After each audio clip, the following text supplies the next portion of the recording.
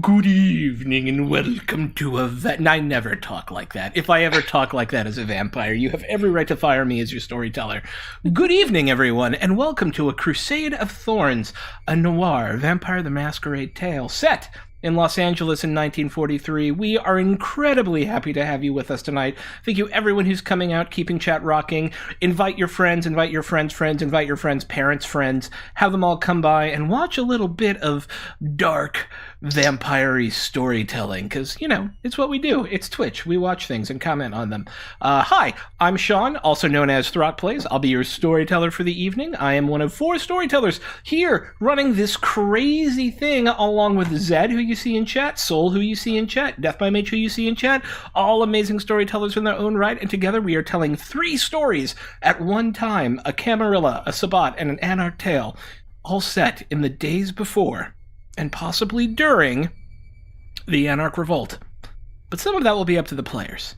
And with that, speaking of the players, let's go around to the team and have everyone introduce themselves, starting with Jeff. Hey there, Jeff Holland. I'll be playing Silas Blackthorn, the Bruja Investigator. Yes, you will. Anything you're worried about tonight? Anything? What are you guys looking forward to most this evening? fallout from the last one. Sure. Just a nice quiet game where nothing blows up or gets stabbed or turns into a wall inexplicably. Oh, yeah. Welcome to the world of darkness. Nerdy. I am Nitty Teddy, and I am playing Celine, the Toreador club owner. Indeed, Vien d'Oro, the veins of gold, the domain of this coterie. Kevin. I am Kevin, and I'm playing Calvin, a venture financier. No, keep going. Sorry. Oh, a venture financier and film producer. Excellent. Anything you're specifically dreading this evening? I'm worried that I'm about to messy critical on a talk with a hunter. Yeah, that could happen. Yep. Yeah, 100%. That's going to be my first roll. Okay. And I have a cat. Yes. Meow. M. Your cat's always on time. I'm M. I'm playing a Toreador chronicler named Alexander, and I'm also worried that the negotiations are going to go south. Though I didn't think we were going to negotiate. I was just worried it was going to immediately go into combat. There's only one way to find out. Sorry. And last but not least, Leona. Hi, I'm Leanna, aka the Lady Bedlam. I play Audra, our adventure enforcer, who finally got to do some stabby action last week, and that was a lot of fun. I am very nervous for what's going to happen next. I'm just worried in general. I am also worried for the fate of our people. But before we do that, I have one quick shout out I need to make. I have a couple of shout outs I want to make real quick because I forgot last week and I'm a terrible storyteller for doing so. First of all, huge thank you to our sponsors, Tabletop Loot, Devin Rue, and of course our merch provider and partner in role-playing crime, So Nerdware, from whence you can get Crusade of Thorns t-shirts, Welcome to the Party t-shirts. Oh my god, you got stickers! You got stickers! That's so cool! Thank you! And you can use the code WELCOME to get 10% off your sweet, sweet merch. We have all sorts of awesome stuff that you can use to represent your favorite games here on Welcome to the Party. And secondly, remember that we have a big old fancy donation link right below the Crusade of Thorns Camarilla guide, depending on how wide your browser is, for Rainbow Railroad. Our streams throughout the course of the run of A Crusade of Thorns are dedicated to Rainbow Railroad, and that is who we are raising money for. If you click on that link, it will take you to their donate site. We are not keeping track of these donations. We are not naming or shaming anyone who doesn't donate. We just want you to help out a cause that we think is really important, and that's Rainbow Railroad. What do? There are a number of countries around the world in which LGBT folk are still persecuted simply for being who they are, and Rainbow Railroad helps get them out and get them somewhere where they can live in freedom. So if you think that's a worthy cause to support like we do, click the donation link below and throw a couple of bucks their way in support of what we think is a really important cause. And so, with that, who wants to tell me what happened last week? I'll give it a shot. Get it. Thank you. Yeah, of course. No idea where to begin. We met a Ravnos. Robbie the Ravnos. We finally made it to the Moonlight Club. That didn't go according to plan. Well, let's start with this. What's your party goal? What are you doing? We're solving a mystery. We're solving a murder mystery. Yes, indeed. Yeah, we're trying to figure out who killed Robert Jankowski. And in order to do that, we've kind of gone on an adventure, to put things lightly. It's gotten complicated. Kind of got complicated. There's been a couple of plot twists in there. Yeah, and so last week. Places. Last week you finally... Wait, you made it to the Moonlight Club? Yes, we made it to the Moonlight Club. And we ran into Rafi the Ravnos on our way in, and now we're kind of in the middle of something because we've got a bunch of priests that are now in front of us, behind us, something like that. It's not going well. That is correct. All right. That is, in fact, accurate. So our party is looking for the murderer of Robert Jankowski, one of Prince Amelia Landerhaven's prized ghouls, who was killed outside one of her clubs on the Sunset Strip, which is in her territory. Obviously, a message was being sent. Our group has gone to great lengths at this point to try and figure out who this person who murdered them was. Up to and including burning down a studio at Warner Brothers. You bring it up.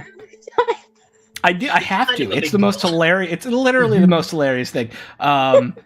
You murdered a guy with his own camera in what is essentially a snuff club, and then failed repeatedly to stake a Setite because you couldn't get the stake through his chest. It was a bad angle. It was a bad angle. So our party... The clues have led our party to a number of different locations. There are 3 big threads still hanging out there, and they are currently at one of them. The first is the Moonlight Club, which we'll get back to in a second. The other 2 are the Georgian Hotel, which Silas and I think somebody else has now heard some scuttlebutt about, where there may be some priests who have gone missing. And the other is scraps of the Book of Nod, which has been what M has been researching into, and where they first ran into some trouble with some priests. Ooh, And that brings us... yeah, who ran into trouble with priests? Y'all did. And that brings us to where we are now. Our party made their way to the Moonlight Club, as Leona said, meeting Ravi the Ravnos, who claims Glendale as his personal domain under the okay of the prince. Whether that's true or not, our party isn't really sure.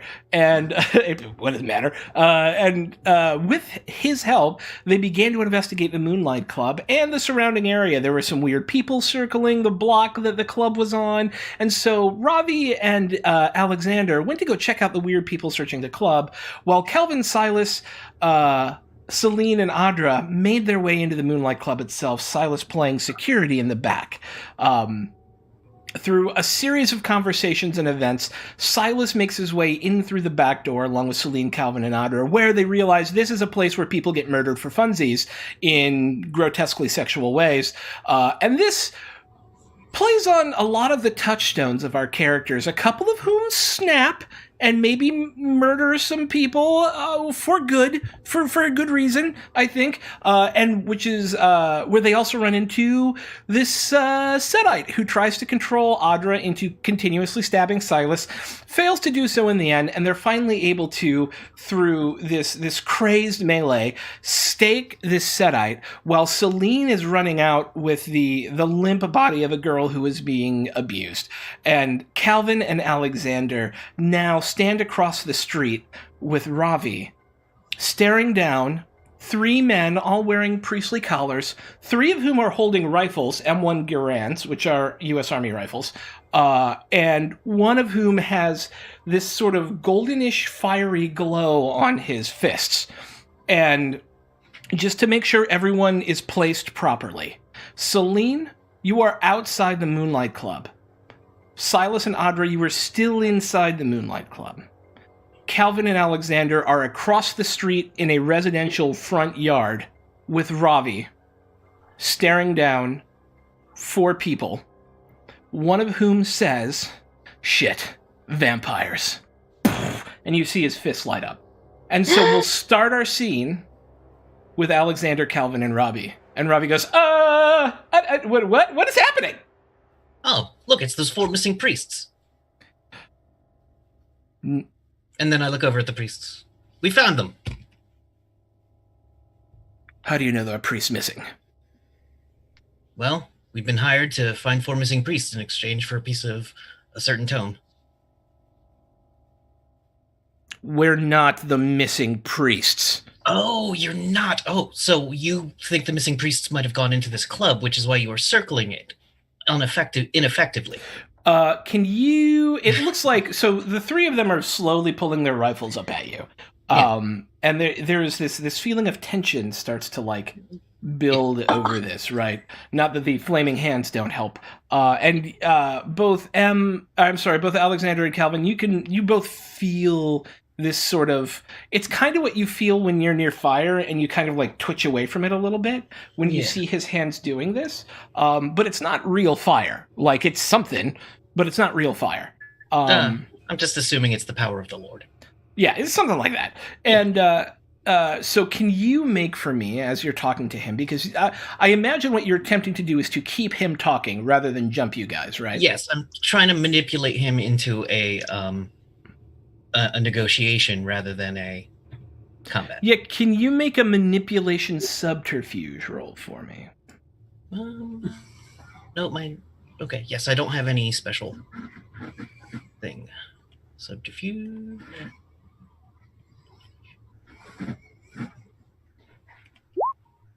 Hey. Okay. He looks like he's like, how do you know about the missing priests? He says.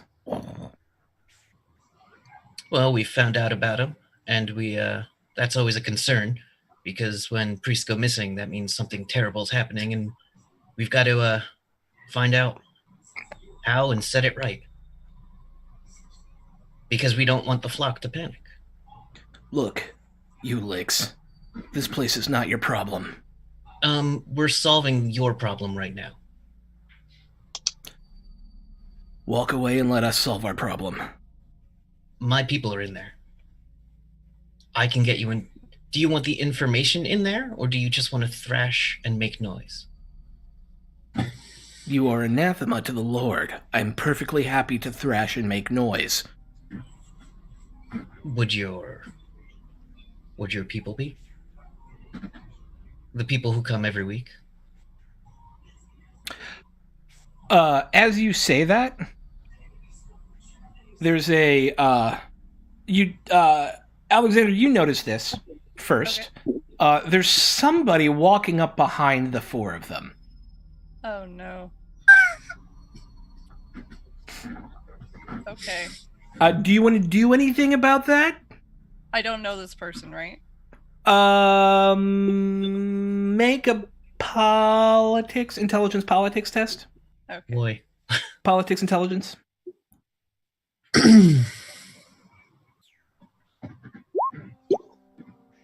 Yeah, you know who it is. This is... Well, they don't hold a specific rank within the LA Camarilla, but they are a well-known childer of one of the leaders of the global Camarilla. Her name is Sable. She is a childer of Xander. She is known to hang out in LA from time to time. And Xander is the leader of, essentially the Camarilla leader of the Gangrel. And this is one of his childer. And she has kind of this jet black hair, and at first all you see is because she's carrying a cigarette in like a long cigarette holder, and at first you just see the flare of the cigarette, and that lights up her face, and then you're like, oh my god, I know who that is. And then you see her go tap, tap, tap, just as Calvin says what he says. And it was on one of the dudes with the guns who's like the furthest away from the guy with the lit fists. And he goes, ah! She goes, excuse me. Is there a problem here? We're just having a lovely conversation. Yes, I see that. It wouldn't do any of us any good to have any additional bloodshed here now, would it, boys? They kind of look at her. And look at the three of you. And then you see she's got her claws are up. Gotcha. I strike a pose, kind of like I get as tall and a little intimidating. I'm not trying to be aggressive, but I'm trying to be like... trying to be as You're pretty... Calvin, right? She looks at you. Sable, how are you this evening? Good. I'm not much of a talker. Then they should probably go. You want to try and handle this conversation now that the hand has changed a little? So, and gentlemen, they're all kind of looking at, like, now their guns are kind of swinging around looking for anybody else. They're looking nervous and jumpy. Like, something's about to happen. You have a chance to all walk away from this, and we will all walk away from this, and when we meet again later, who knows what'll happen then. But right now, tell me what you're looking for, and I'll try to help you. We weren't here for the priests. And make a manipulation persuasion. Does this count as negotiation? Yes, this would definitely count as negotiation. Then it is a specialty. Yay! Add an extra die. Critical hit. Booyah. And not a bestial. No, it's perfect. With the critical hit, you see his hands go back to normal. And as that happens, Sable takes a step back. And in the most Noir way possible, her face lights up. Even though you see everything in color, weirdly, her face lights up in black and white because it's Noir. And he goes, "We weren't here for the priests. We heard about some horrible stuff happening in that building over there, and we've been casing the joint. When you all showed up, we thought it might be time to move. We've got ears everywhere. There's a parish not 4 blocks from here." But who sent your people to die? Because you just walked into a trap. Well, we weren't going to go in until we saw you here. Like I said, you walked into a trap. At this point, Celine, you've made your way out into the parking lot, and you see 2 groups of people talking to each other across the street. And if you help me figure out who set you into this trap, it can help both of us. It was part of our job to check this place out. What was the trap? You haven't been inside yet. No, we just know that people go in and don't come out. It's worse than you thought, but we're taking care of it and it won't happen again. All right. And it looks like he believes you that you're here to take care of it, and that looks like it confuses him. Like he has a very simple mindset on what a vampire is supposed to be, and you are currently not playing into that cookie cutter, right? And so you see like the cognitive dissonance in this guy's.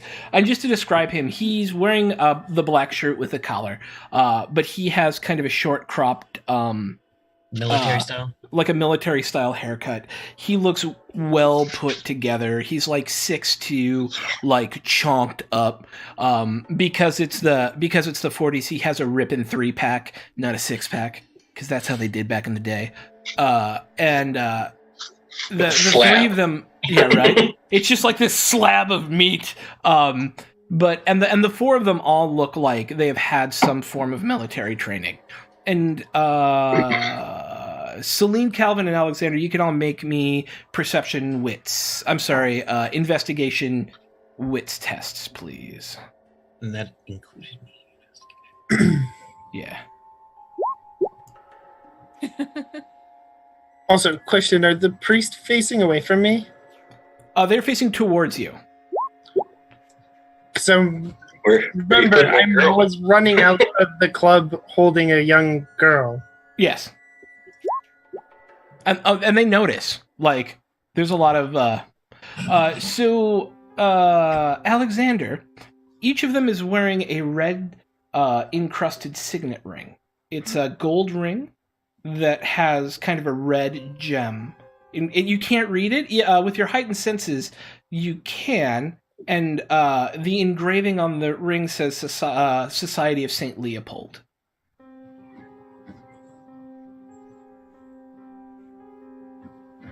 Do I know anything about that? You could make me a call plus intelligence. A cult? Yes. Okay. Oh. 2 successes.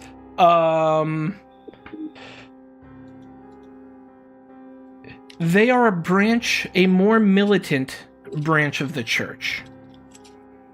You don't know anything really about their structure or anything like that, but you do know that they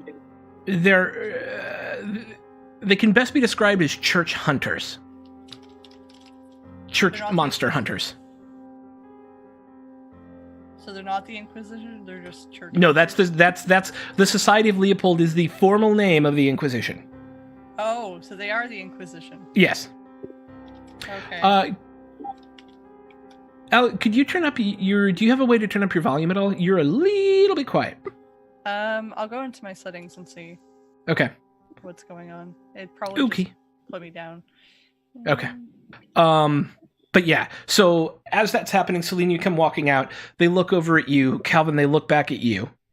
And now that all of this information has been gathered in the moment, they will respond to your critical hit and say,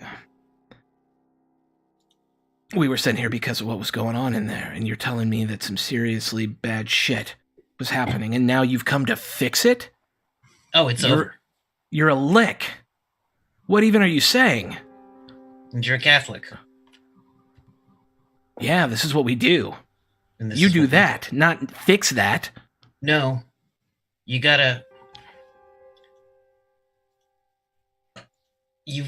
to understand. We don't hate you. We don't want to destroy you.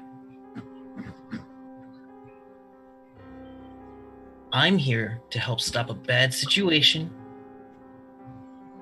and to solve some problems.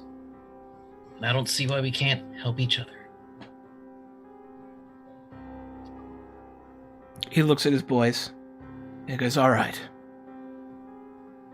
We're going to wait in our car until you leave. Okay. And then we're going to check the place out for ourselves. I don't love that. I don't care that much. I know. Thank you. Done. Boys. Would you like a cup of coffee or something? No, I can thanks. have my man Bruce get you some coffee. No. That's fine. Thank you. You must be And then tired. They walk off. One of them kind of shoulder checks Sable, and Sable shoulder checks him back, and he like flies 2 feet backwards onto the ground. He's like, silly boy. You should know better than that. But then she helps him up and like pats him on his ass as he walks away. Thank you, Sid. You are amazing. You're welcome. It's. I look around and to see where Ravi used to be standing. Ravi's still standing there. Oh my god! I put my hand like on him in case he's an illusion. No, he's real. I'm real. What? Really? Yeah. Oh. Sable, this is Ravi. Ravi, this is Sable. Oh yes. Hello. Amelia told me about you. Ravi says. And she goes, yeah, you're the independent who got a little bit on the good side of the prince. Hmm? And they kind of give each other a look. Celine, you can have made it over by now. Audra and Silas, we're going to cut to you really quick. You are both inside, have a staked vampire, a dead human, and people are starting to rush out of this building. You hear them running. And those of you out on the lawn see as well that people are starting to like run out of this building and get in their cars. What, Silas and Audra, what are you doing? Is there a fire escape? It's only one story. Okay. Yeah. Well. And a basement. Either way, I think it's time to get out of here. Well, yeah. All right. Let's scope out the alleyway first. See if anybody is if there's any other problems we got to worry about. No, Yeah. there are various middle-aged gentlemen and elderly gentlemen in various states of undress leaving. There's 6 of them right now leaving the building.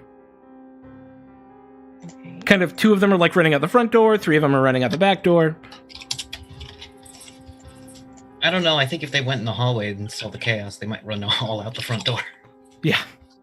Yeah, that's fair. We'll just say they're all running out the front fair. door. Yeah, that's All right. fair. So, back alley is about as clear as it's going to get. Yeah. Okay. After you.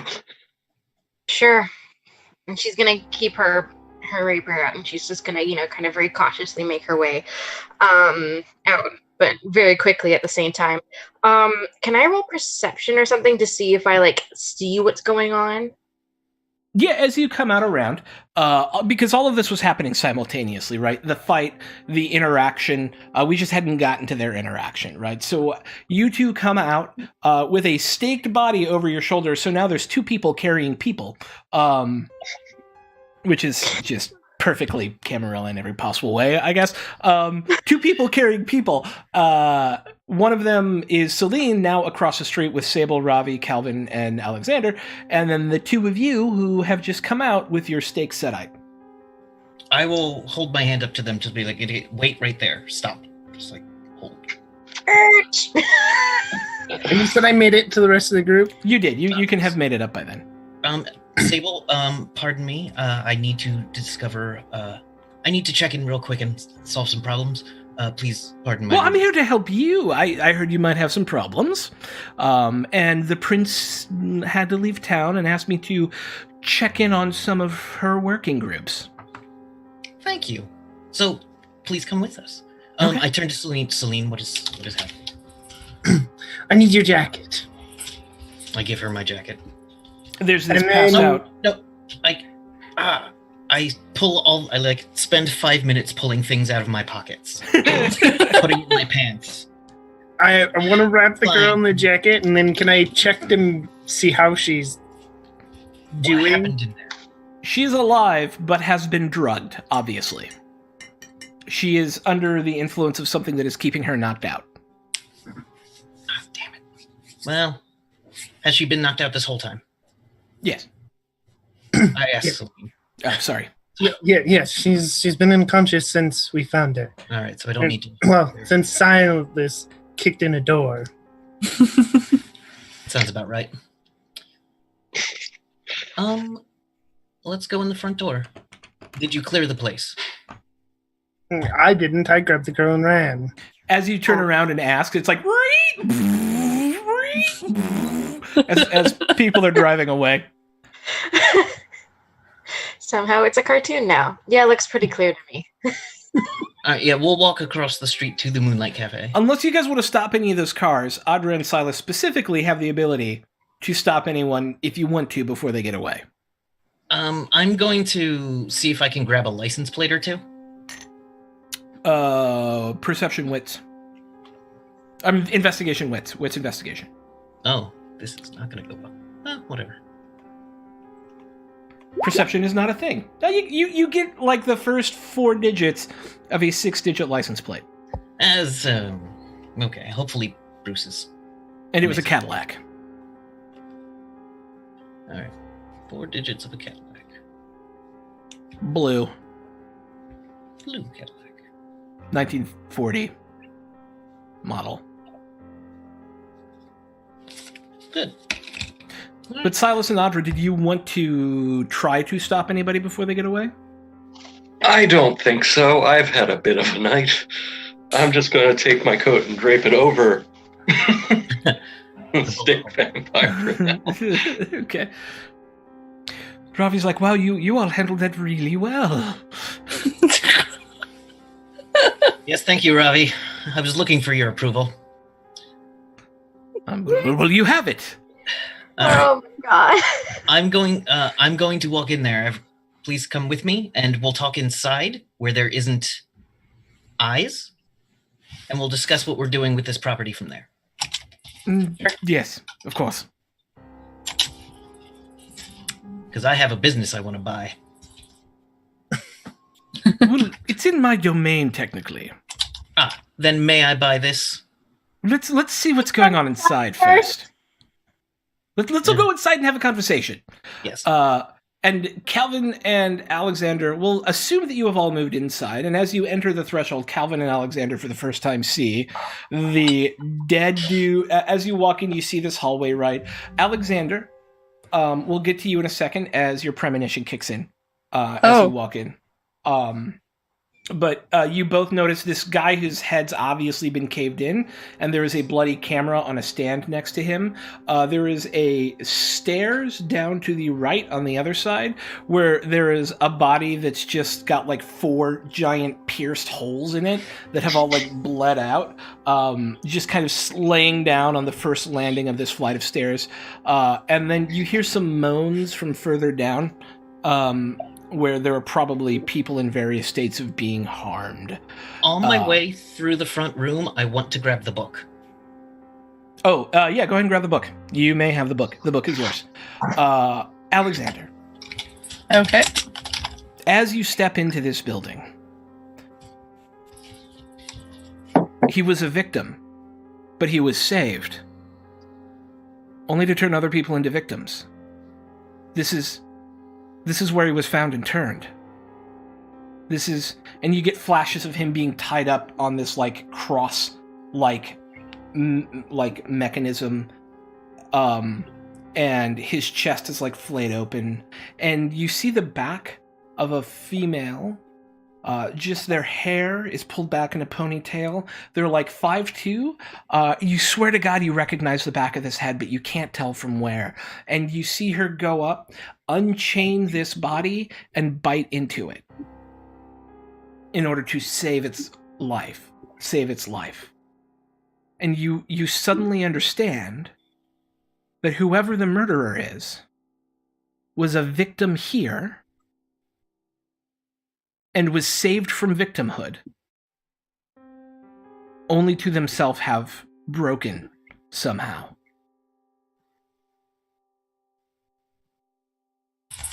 Okay. You just, this overwhelming sense of like sadness, right? And this helpless, this kindred trying to save this person out of an attempt to do right.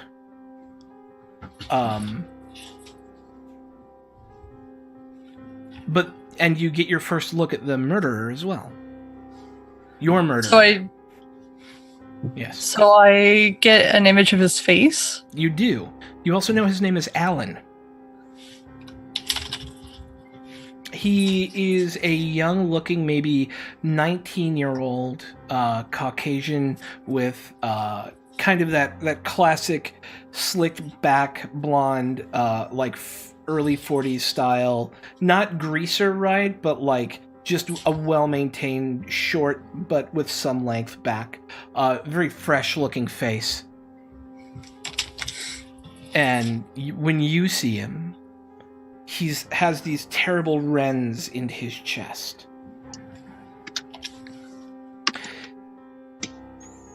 And knocked out in the corner is Robert Jankowski.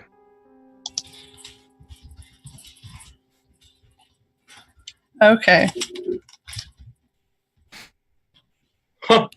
Gain a dot of hunger. Okay. That's not good.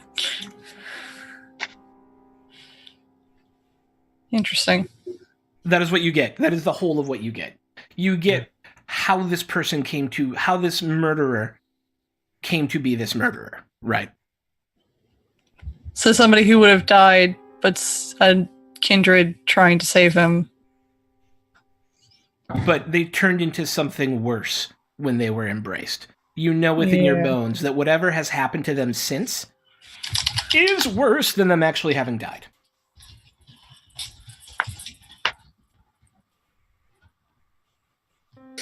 I'm gonna walk over to the film canister. Okay. Pull it out of the camera and start exposing it. Easy to do.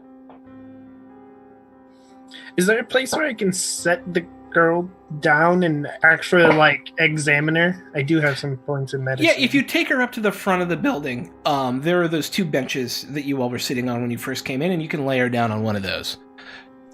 Sable's looking around like, this is what you all got into? I mean, first of all, nice work with the two deaders. And Silas, first, hi. Who do you have staked under there? I didn't catch his name. We believe he's a Setite. Ah, good. Is he a Setite? I wasn't here for the fight. Yes, Audra? Curiosity, does Audra know who Sable is? Would Audra be familiar? Yes. Yeah. You're familiar enough to know that she is a Camarilla gangrel bigwig. You don't have the same detail that Alexander did from her politics role unless you want to make it into a politics plus intelligence role, which anybody can make to have access to the same information. Now that you've all seen her. Sure. Sorry, say that again. Politics plus intelligence? Yes. Okay. Might as well.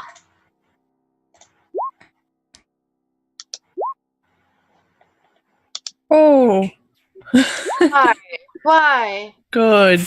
Why? Every time. For narration purposes, I feel, Yay. and normally I would inflict the messy critical on you, but we're at the beginning of the night, and shit is happening, and you're learning a lot of important plot pieces.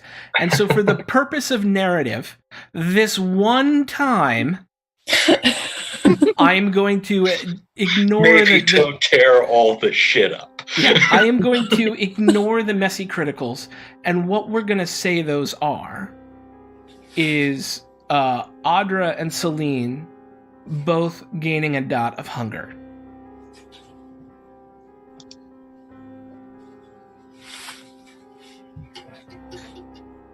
But you also both now have access to the same information Alexander has. And with my 3, I'm assuming I do as well. Oh, yeah, and yeah, two successes was your threshold to know that Childer of the Gangrel, so the Inner Circle are the leaders of the Camarilla. Not all of the members of the Inner Circle are known by name, but Xavier is, and he is the Gangrel leader of the Inner Circle. He is the senior eldest member, although probably not eldest by, like, generation, but the most powerful member of the Gangrel and the Camarilla. And this is his childer or, like, grandchilder. Well, let's, has anyone looked in the basement a little better?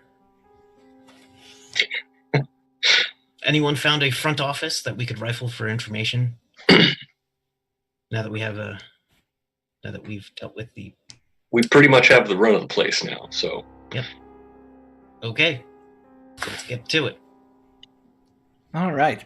So tell me what you're looking for. There are a number of people still alive in various states of incredibly harmed and naked in 3 of the rooms. I would be looking after them then. Are Okay. any of them conscious? No, they all seem to be under... Some of them seem to be in kind of this, like, midnight... Or not midnight, what is it called? When you're, like, half awake, half asleep, and can, at the best, mumble and listen to and follow orders, but can't speak intelligently currently due to the drugs that they're on.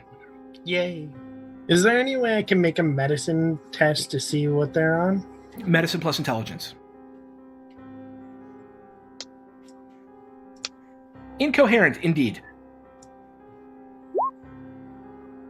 Like, we would say it's Rufinol today, right?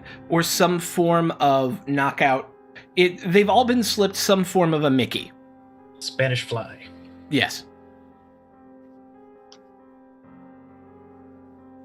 Okay. All right. Well, that's actually good for us.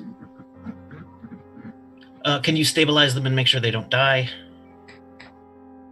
Looking on that. With your medicine check, it will take you about 20 minutes, but you'll be able to bind wounds. You'll be able to make sure that none of these people are in immediate danger of death. Can I assist? I also have a point in medicine. Do it. Make a roll. Okay. It might not be as good. So, medicine plus Intelligence. intelligence. Mm-hmm. Oh. 3 successes is awesome. Absolutely. Huh. Yeah, between the 2 of you, we're going to cut that time down to 10 minutes. Okay. Yeah. And that leaves Calvin, Silas, and Audra. All right. I'm going to go downstairs and get a full view of what is down there. There are a number of lockers. Kind of like, high school gym lockers. I'm going to go over to Figure out what the key got to. no, but also, did you rifle that body for keys? I can rifle all the bodies we've got now. True. Yeah. So a full description I'm of the gonna basement. rummage through some pockets. In the back, so this is a basement that is the size of the building above. So it's longer than it is wide, but it is about 30 feet wide and is probably 100 feet long, right? Giving you the total size of the building down here. As you first come down, there is a set of 2 on top of 2 lockers, so there's a total of 12 of them. So there's it's 6 long with two on top, like one on top, one on bottom, one on top, one on bottom, right? Next to that is a desk with a reading lamp on it. As you start to look around the corner when you're coming down the stairs, you see a number of cages. Each cage containing at least 2 people, none of whom look particularly awake, each of which has been chained to the wall. You're sure a couple of them are probably dead. But this is the holding pen. They're all young, under the age of 25. Various ethnicity and gender mixes. I'm gonna pull out the book and see if any of them, I look at the book and see the MWF, like female, male. And it does indeed. Yeah. Correlate. And then there's essentially the ledger is set up into an appointment book where it's got that stuff. And then moving backwards to the front is a running list of, it says stock on the top of the book, right? And a bunch of names have been crossed off on like the first 8 pages. And then you get to the most recent page, and the number of people who you have seen both downstairs and upstairs track with the number of people not yet crossed off this list. Oh, I love good accounting. And I'm going to go over to the desk and look for books and money. I'm going to take my $500 back that I put in. You take your $500 back. Everything is written in code. There are no full names. There are phone numbers, and you get a list of phone numbers. And, they're all like Beverly Hills something, or Santa Monica something, or Hollywood something, right? Audra, what are you doing during all this? What are you thinking, feeling, as you come down and see all this? She's angry. She wants to start to free these people. And that's what she's thinking about is trying to just, open up all of the cages and set them free and figuring out what might be the best way to do that. Okay. There, on the body Silas is carrying, there is a ring of keys. Oh, does that guy have a wallet? He absolutely has a wallet. Does his wallet have an ID? No. But using the ring of keys, you're able to open these doors. There's not much setting them free, as most of them seem not in the state where they can walk currently. Either thanks to malnutrition or thanks to the level of drugs in them. Or a little bit of both.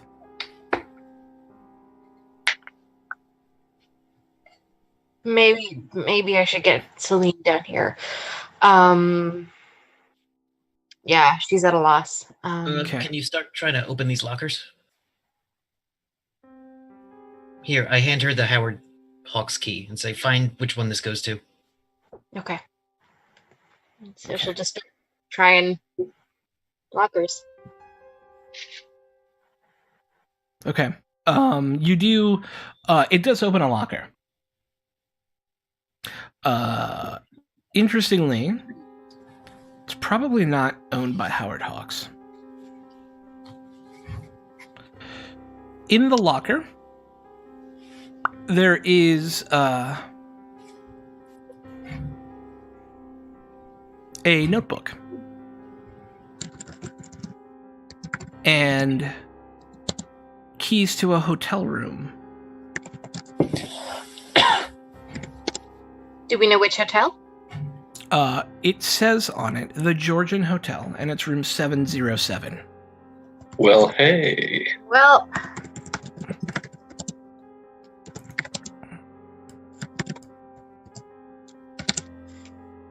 okay. The notebook, it seems, as you start flipping through it, make a investigation plus intelligence test.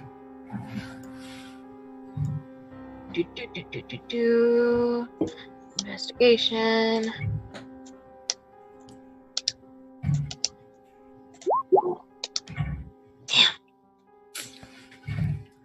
you can't. It's written in some kind of shorthand or code.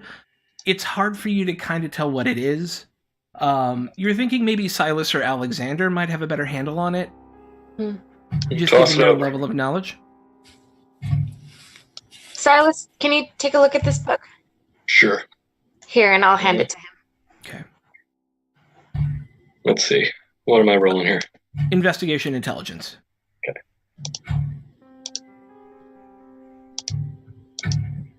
She'd only be rolling 1 die on the willpower reroll, guys. Is it really worth it? I love you all, but I don't know that that's the place for willpower reroll. 4 successes. So first thing you notice is that same language that you and Alexander were investigating earlier is written on the back of this. You can't use... So fun rules note, can't use willpower on hunger dice. Doesn't work. They're impervious. I was just responding to chat, I'm sorry. But, yeah, so that same language that you and Alexander were trying to track down the book for is kind of scrawled in this handwriting on the back. The rest of it's in its own kind of form of code writing. It's interesting. You're able to suss most of it out. You think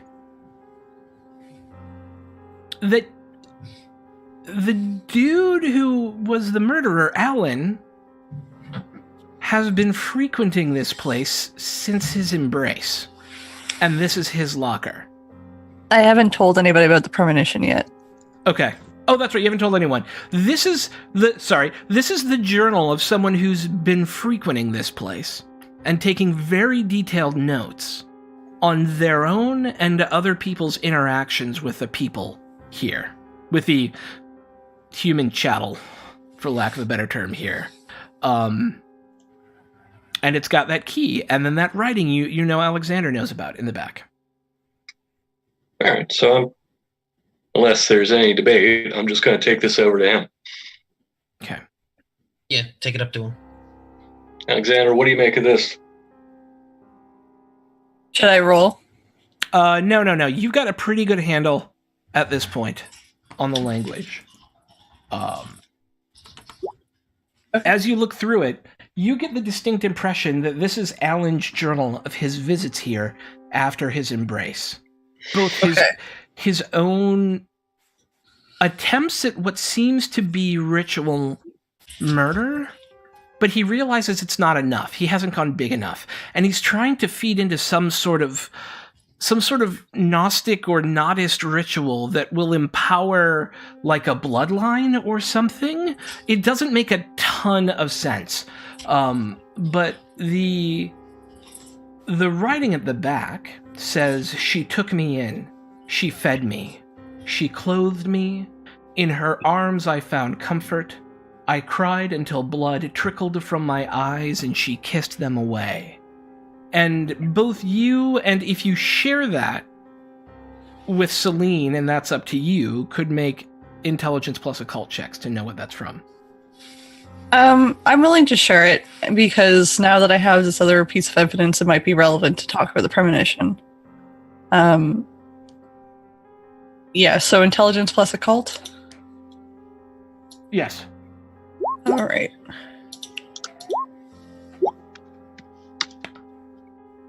Celine, interestingly, you know where this comes from.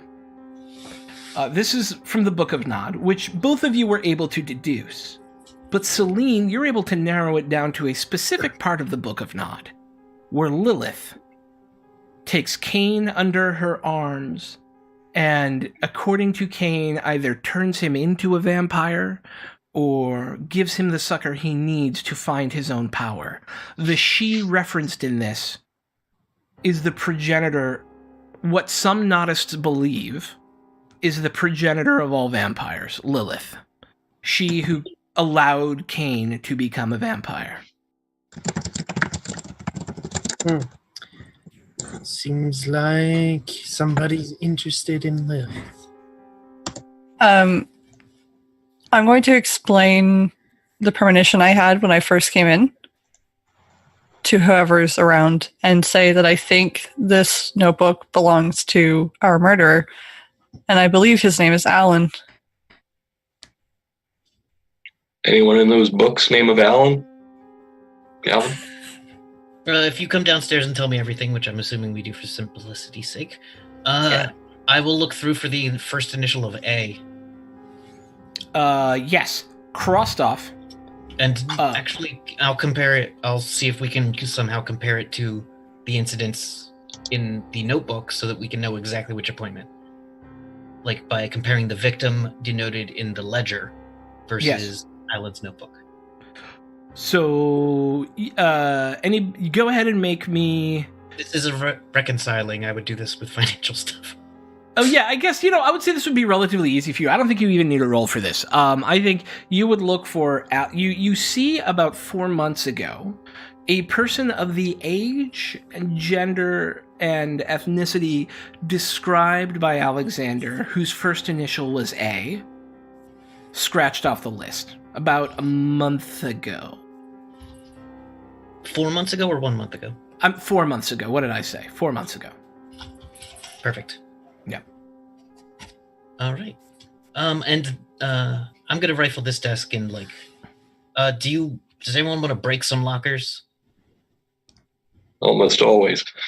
And I have a plan for the people here, and that plan is the priests. Does anyone have any objections? No objections. What do you intend to explain? I intend to bring these people outside, go to the priests, and tell them they may take these people and heal them. Okay. She's fine with that. I don't want to have these people wake up while we're around. You also find, as Audra and Calvin, you were searching around in the basement when Silas went upstairs, the two of you find a couple of boxes, like old cardboard boxes full of these brown glass bottles, each full of pills. The brown glass bottles are unnamed, but there's probably 40 small bluish pills in each one of the bottles. So there's probably something like 800 of those pills total.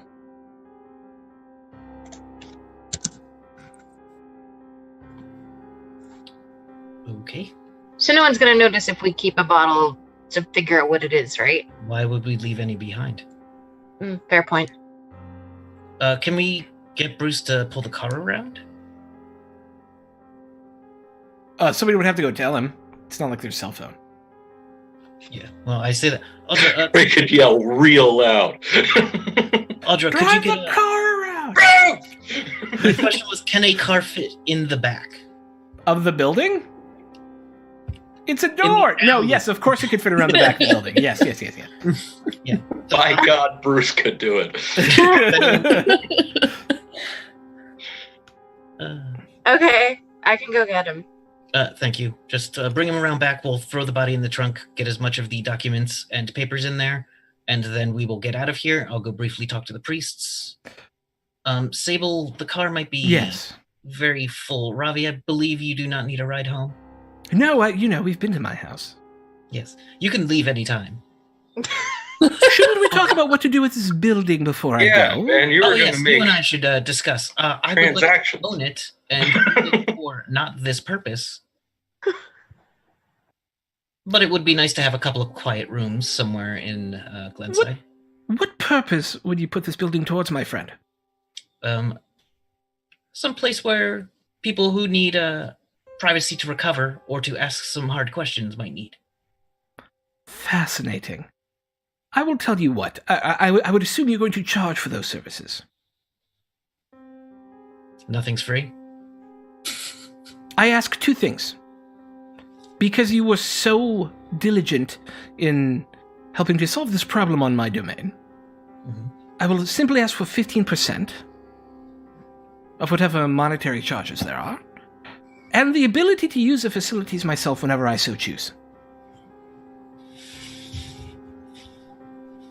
10. 15's a friend price. I know, it's just my nature. All right, Okay. 15 sounds great to me. That's better than... That's about my cut on most things. So yes, if you find a key, take it. I'm probably going to have the locks changed, or I'll have one sent to you. Do you That have sounds it? perfect. mailbox where you would like me to have that sent. Well, you I've have got my your card. address. I've got Yes, your and you card. have my card, of course. It has been a pleasure working with you this evening. If you need anything at all, never be afraid to ask. You seem like lovely people. You've been a good host, Robbie. I'm here for you at your service, of course. Next time I'll stop in and let you know first. Thank you. And with that, Ravi will leave. Sybil will go, he's fascinating, isn't he? Yeah, he's completely insane. Yes. Many of his folk are. He's less insane than many, and more to our liking than many. He's useful if nothing else. That's enough And for he's me. incredibly useful. Yep. He's great in a jam. So I would take him up on that offer if you ever. No, you know. Yeah. I look at his card like, Yeah. Put it back. But yes, so we're gonna get as much information, documents, like any scrap of paper I can find. There are the 2 books. There's the one downstairs that contains all the financial information, all still coded, and then the one upstairs, which was the reservation book. They did not keep a lot of paper trail. Yeah. All right, and anything in the other lockers? I'm Various yanking doors Yeah. off here. various instruments of torture, mostly. People's different preferred ways to end lives, slowly and painfully, while gaining sexual gratification from it. How much do we know about fingerprinting in this day and age? Let's do a history check. Because someone might do that. Did Or- fingerprinting start? When did fingerprinting start? Fingerprinting started, let's see, U.S. Marshals History of Fingerprinting. Mark Twain. Oh, Jesus. In 1902, first systemic use of fingerprints in the U.S. in New York. 1905 was the Army. 1904 was Identification Division of the FBI.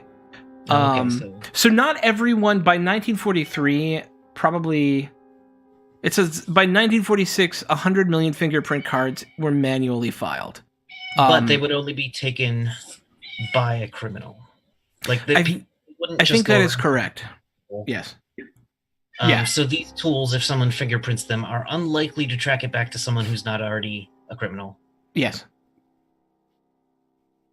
Oh my god, I want to plant so many people's fingerprints on these. All right. Yes. I don't care about the tools. If you want to so do something. only people with arrest records right now would have fingerprints. Oh, there's several stars with arrest records. Yeah. Oh, so many.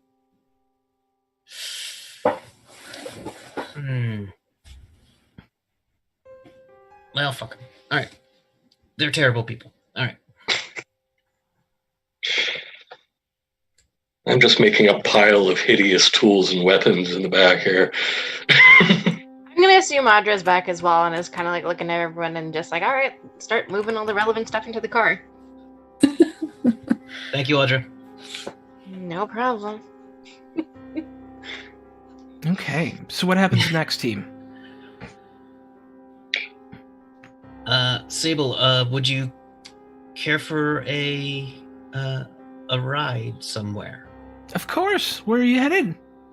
I was thinking we might head back to the club to have we could head to the club. I do want to go look at a flower shop real quick, but I believe that's out by the Santa Monica. Was the flower shop in Santa Monica?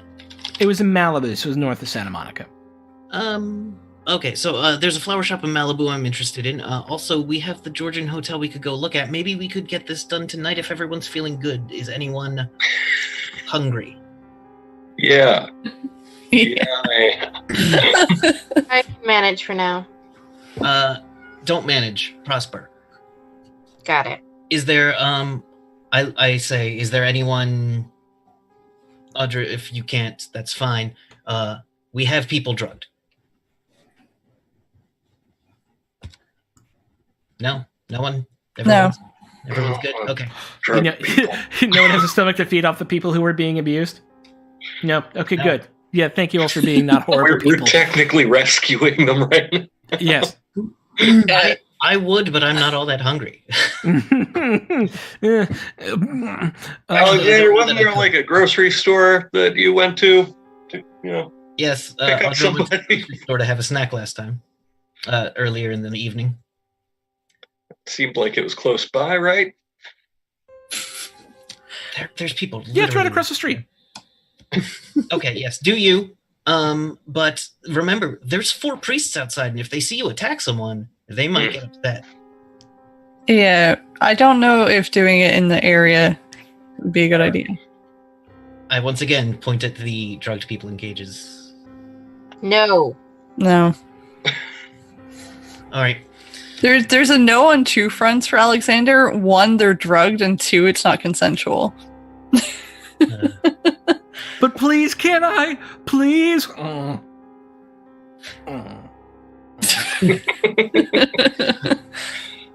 All right. So if we're ready to leave, do you want to? Does everyone feel up to investigating the Georgian hotel, or do we want to and potentially encountering a dangerous person who might not have a lot of experience under their belt, but could be rabid, we'll say? I'm down. Sure. Mm-hmm. I'll maintain. Yes.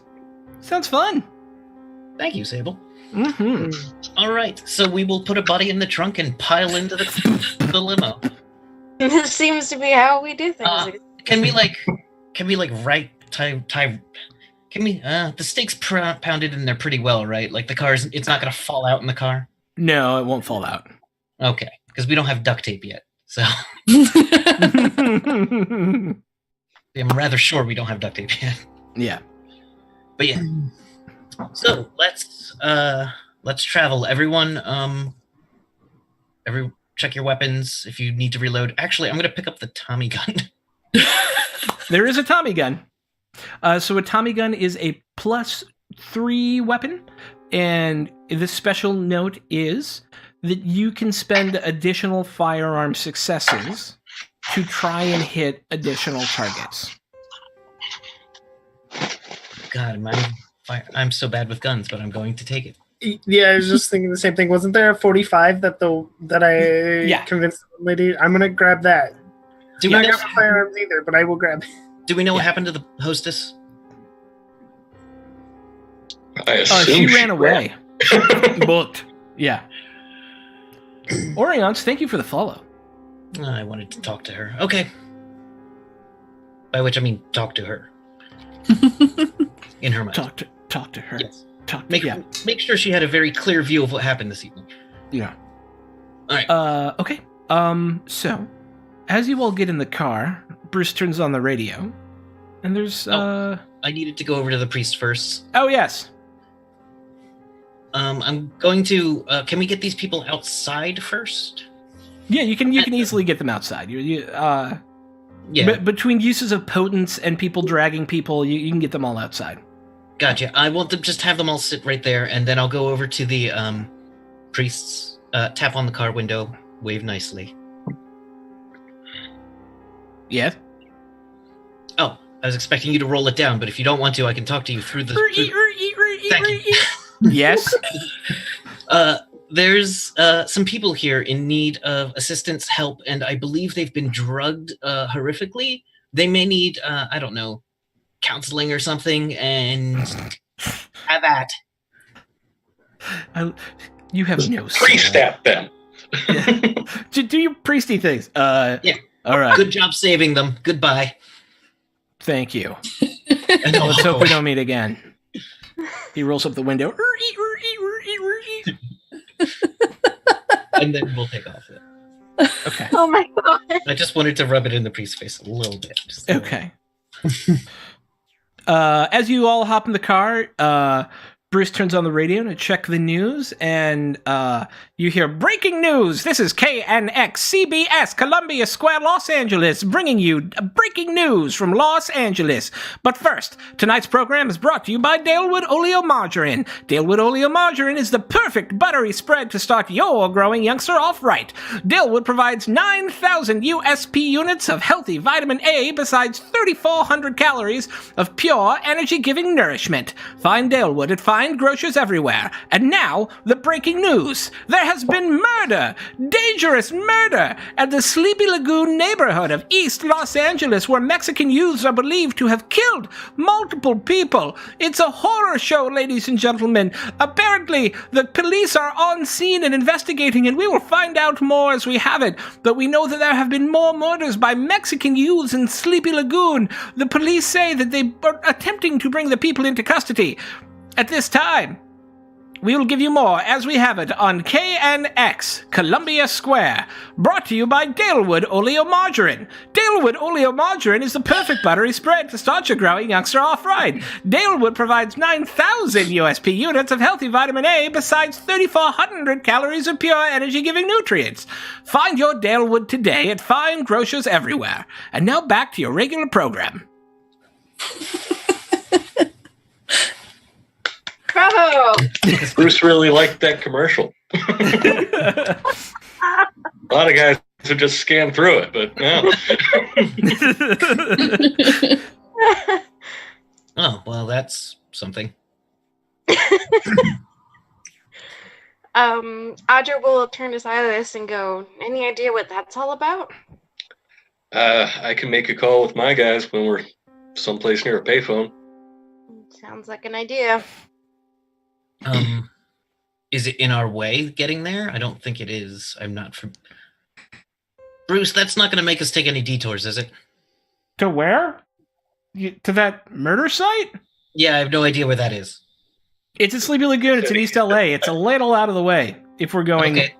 We're going the other direction, yes. Well, yeah, it's on like one side of downtown, and we're on like the other side of downtown, and we're going to be going south past downtown. So we'd have to like cross over, and then we'd have to like go down through some not super great neighborhoods for me to be driving a stretch limo. Stop drilling, Bruce. You hit oil. Yeah, I just wanted to know. Yeah, it's not close. Good. Okay. He loves this. He loves the long commercials. I just love Dalewood Oleomargarine because it provides 9,000 USP units of healthy vitamin A and 34,000 calories of pure energy-giving nutrients, don't you? Buy you a goddamn crate. Buy a crate of margarine. Make that Dalewood Oleomargarine. Yeah. Dalewood. Bruce's Christmas gift.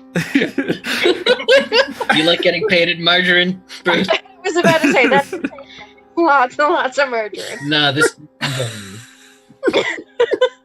But is it 34,000 or 3,400? 3,400 calories of pure energy-giving goodness. For your growing teen. Just lick a giant slab of margarine for breakfast. That'll help with the actions.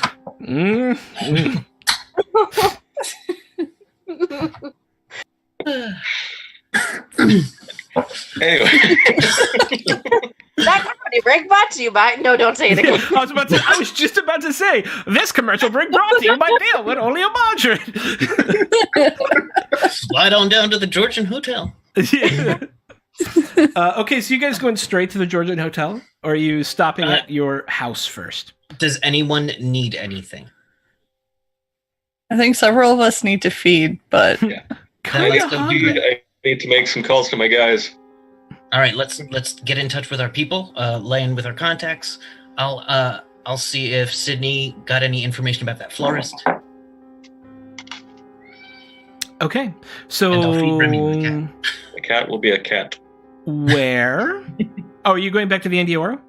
Yeah, briefly. Okay, sweet. You make your way back downtown. It's kind of weird on your way downtown. You're feeling as much as you're seeing tension. You see a lot of Navy personnel with truncheons. And every once in a while you'll come across a clutch of either Navy or Marine boys shouting at a bunch of Mexican Americans wearing zoot suits. Every once in a while you'll see cops trying to break it up. Every once in a while you'll see cops trying to help the Navy boys. You drive past one clutch of Marines who are beating up on two what looks like Mexican-American youths who are already down on the ground as you make your way through downtown. And then you make your way to Viandioro, where it keeps playing the same song over and over again. It's killing me. We'll just do something else. Do that. Okay. Where you find yourself in your club, your haven, your home, the first 3 stories of the Redden building. The club is hopping. It's about 3:30 in the morning. And there's still music going on.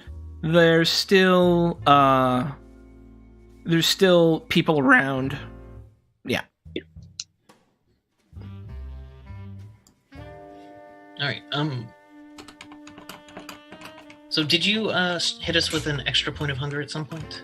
I hit most of you with an extra point of hunger if I thought you deserved it. For either critically failing something or critically succeeding. Yeah.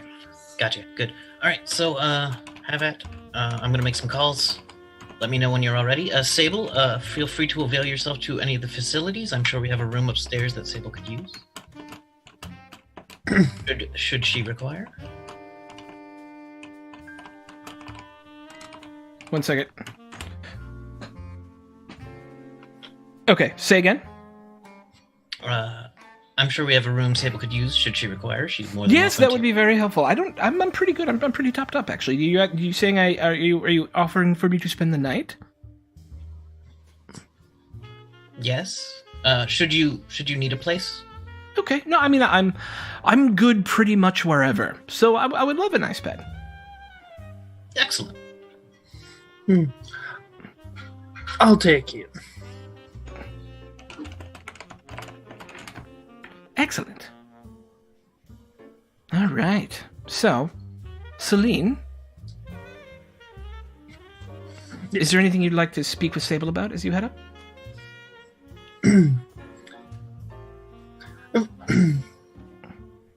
So what are you doing here, Sable? Oh, lending a hand, keeping an eye on things. How fortunate. Needling a certain child of mine for fun.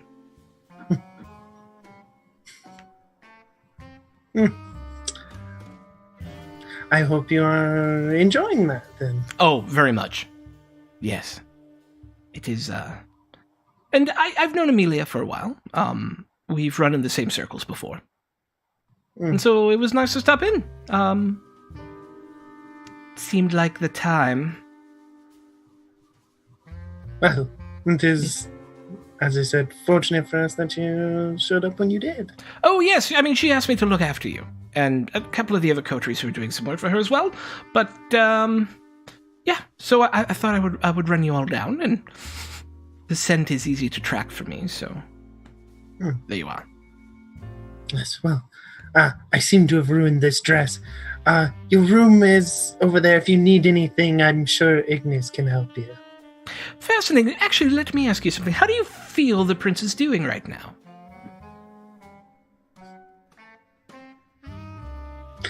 The prince is doing wonderful. As wonderful as anybody could, given the situation. Yes. What situation would that be? Changeover. Oh, but that's been almost a year. You don't feel like the prince has things well in hand? I think like they are now.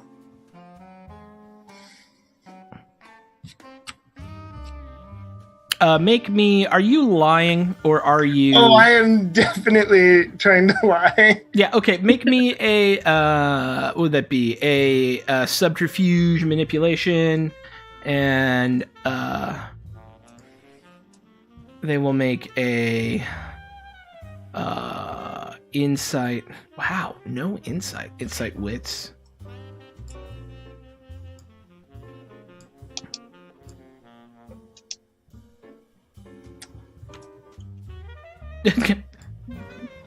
Yes, it's I believe she's been nailed it. Yeah, believe she's been doing quite well. The old regime has simply had to go. He was irresponsible when it came to the safety of the city, and I'm glad that you are happy with the direction. It's so important that the Toreador see that we needed stability and wisdom in a time of war, and not debauchery and largesse. Of course, both have their place. Yes. Okay, well, have fun with your dress. Yeah, that's what I Putters did. off. Silas, you were going to make a phone call. I think first I'm going to eat. Okay, yeah. Well, your eating is essentially punching, so why don't you make me a brawl plus a dex roll, please? All right. I'm just going to do my usual wait until somebody shows up in the alleyway. Yep. This is fine by me.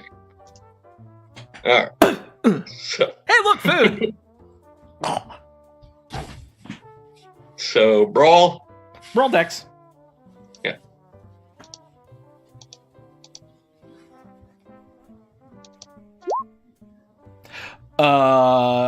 You can remove up to 2 points of hunger, or you can kill the person if you want and get rid of all your hunger. I'm going to stick to 2. Okay. I think That'll you should bring me kill back down to 1. Okay. So while you're feeding, I've got Alexander, Kelvin, and Audra. Alexander's also feeding. Okay. We're going to attempt to. All right. So for your feed, what were you using last time? I persuade. Okay, so you're going to do manipulation, persuasion?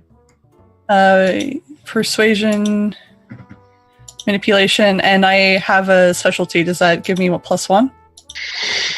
Yes. Okay. Through your normal, very twisted forms of storytelling and blood donation, you are able to remove you're able to slake 2 dots of hunger or kill someone and go down to 0. I would rather just slake 2. I think killing somebody would be a stain on my humanity. It would, indeed. But I always like to give the option. So you two are feeding. Celine was talking. Calvin, Audra. I'm not all that hungry. Okay. Well, what did you needed to make a follow-up phone call, right? Yes, I was going to talk to Sydney, see how she was doing with those business contacts I gave her, and ask about that florist. Hey, darling. Yeah, I heard about the fall. It seems to be closed, actually. It doesn't seem to be a business that is open. Oh, how long has it been closed? I'm not sure, but I can send somebody by to have a look. But I called during the day and nobody answered. I called in the evening and nobody answered. It does not appear to be a business that's open. Okay. Business is closed. All right. Also, I'm going to give her the address of the Moonlight Club and tell her I want to acquire that property. Of course, you. Who owns it now? I don't know. So you need me to send someone down to records and look up a deed? Yes, and either change it so I've always owned it or purchase it outright, whichever's easier. Yes, of course. I'll see what we can find out for you. Also, do note in your records that it will probably not be a profit-making enterprise. What are you doing? Not all power is monetary. Oh, I understand, but you got to make the money somewhere, and your last movie wasn't the greatest success ever, and so we need to find a little bit of a grab stake, yeah? Listen, I've got an Andy Rooney picture, or I've got a Mickey Rooney picture starring blondes. Oh! It's going to sell. Excellent. Have the writers actually written the script for this one? I'm not sure he lets them, but whatever. Oh, all right. Well, I trust you, darling. We'll make it work. I know we will. And you are an absolute wizard with this, and you are an invaluable part of my life. Absolutely. You're an invaluable part of my life as well, doll. All right, have a great morning, I guess. You too. Sorry to wake you. Try not to catch any rays. And she goes back into her office. Gotcha. Audra. Audra is just gonna feed while she's here, basically. And I believe that would be subterfuge, and I don't know what goes with that. Now, you do have criminal contacts, Right. which would be a great way to figure out about that murder that you heard about as well, from a different angle. Oh, I see. You see what I'm saying? Yeah. Yes. Never forget that you all have like those backgrounds and things that you can tug on to find information for you so that you don't have to go do every little thing if you don't want to. In that case, she's gonna actually, she will feed, but she's actually gonna deal with that in a minute. First, she's gonna head on out, kind of, to behind the Endoro. She's gonna head back out to the alleyway, and she's just gonna wait for a little bit, until someone that she knows comes by. Somebody that I used to know, but they don't remember me because I fed on them. Yeah, okay. And you're a siren? Is that right? I'm a siren. No, I'm waiting for my contacts, though. I'm waiting. Oh, yeah. Yeah. Somebody essentially, slide up. Yeah, I'm essentially just waiting for somebody to slide up, and I'm going to be like, Hey, doll. How's it going? Good, you rang? Yeah. I'm really curious to know what's going on with some of these murders I've been hearing about on the radio. You know which ones I'm talking about? Oh, the one from tonight? Yeah. Yeah, not 100% sure what happened, but it looks like they're trying to pin it on some Mexican boys. I'm pretty sure they weren't there, though. That's what I'm thinking, too. Could you do me a favor and do some digging into this and let me know what you hear? Yeah, I'll be glad to take a look for you. Thank you. Mm-hmm. Doink! And you're also going to feed. Yep. Okay. So she'll just head back into the club and do her usual seduction dance, whatever thing. Let's make a sexy time roll. What? Persuasion, charisma with the specialty in seduction, right? Yes, but the skill is subterfuge, so would it be persuasion subterfuge? Yes, it would indeed be. It would be subterfuge manipulation. Okay. With the subterfuge with the bonus die. With the bonus die. That's what I thought. Okay, cool. Just making sure.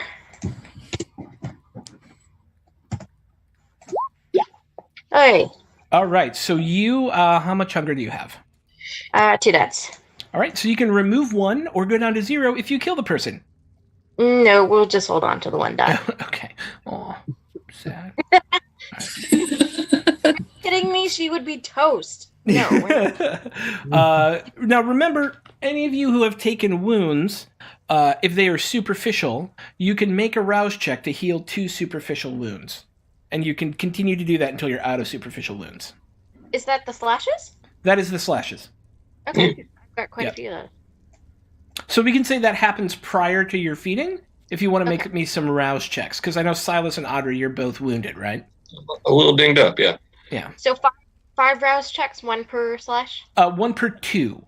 So just make 1 and see how many you get rid of, right? And then... So, first one's good for you, Audra? Okay. And keep going? Yep. Second one's good. And third one, you will heal it, but you will gain a dot of hunger, but you got 5 successes on your feed, and so you're still at 1 hunger. Okay. I think I need... No, you're good. You don't need to make any more hunger checks. Because you had 5 wounds, right? I had 5 wounds, yes. Yeah. So each roll would... Every time you make the rouse check, whether you succeed or fail at the rouse check, you will heal 2. It's just a matter of if you gain hunger. But we're saying, because I forgot to ask, that's on me, that you would have done that prior to your feed, right? Got it. Okay. Right, and because you got enough... You got 5 successes on your feed, and so you definitely are able to feed 2 dots without any problem. Silas.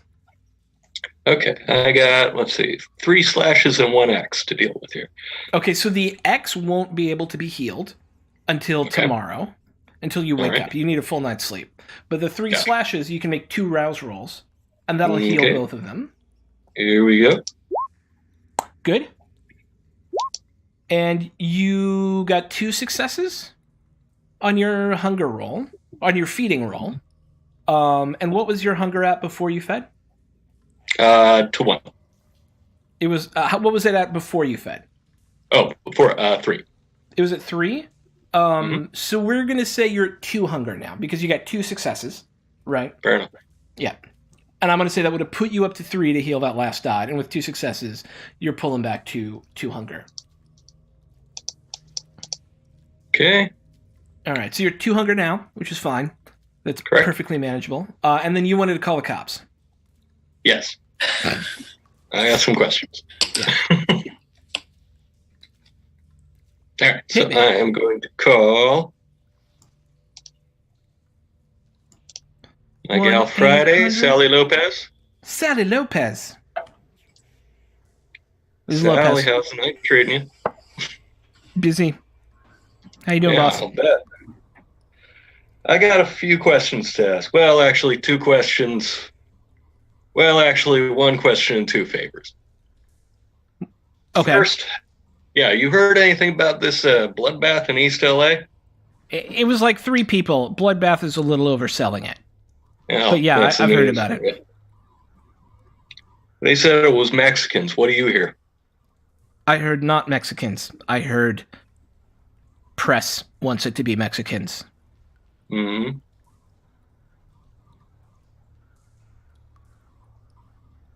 Who the police want it to be? I mean, who do the investigators want it to be, or who does the brass want it to be? One of both. I don't think the investigators give a shit. And I think the brass wants it to be Mexicans. All right. But no leads otherwise. No. There was something about a car chase or something, but it didn't seem to have anything to do with a murder. Details are sketchy on that, though. I think somebody got spooked by seeing the cops and just drove off really quickly. But I don't think that had anything to do with the murder. I think that they were just next to each other. So is this anything my people should be looking into? I mean, how much do you care about Mexican Americans getting shit on in LA? Well, unfortunately, it's not super high on my priorities tonight, but we'll keep an eye out. Boss, the city's turning into a powder keg out there and might get super high on your priorities quick. Fair enough. Yeah, it was a bad drive in. Yeah. All right. But in the meantime, second thing, you heard anything about the Georgian Hotel tonight or the last few days? Fancy as hell. I haven't heard, there was a big sort of religious thing happening there, like a religious meeting. Yeah. 3 or 4 days ago. All right, that tracks. Yeah. But other than that, nothing. Can I ask you to put Kip on just to take a walk around the building, see if there's any ways in that might not be immediately noticeable? Just in You case. mean like secret doors? Secret doors, laundry entrances, Yeah. anything other than the front door. Are you heading down there? Maybe tonight, maybe not. Okay. Yeah, I'll have him look around. All right.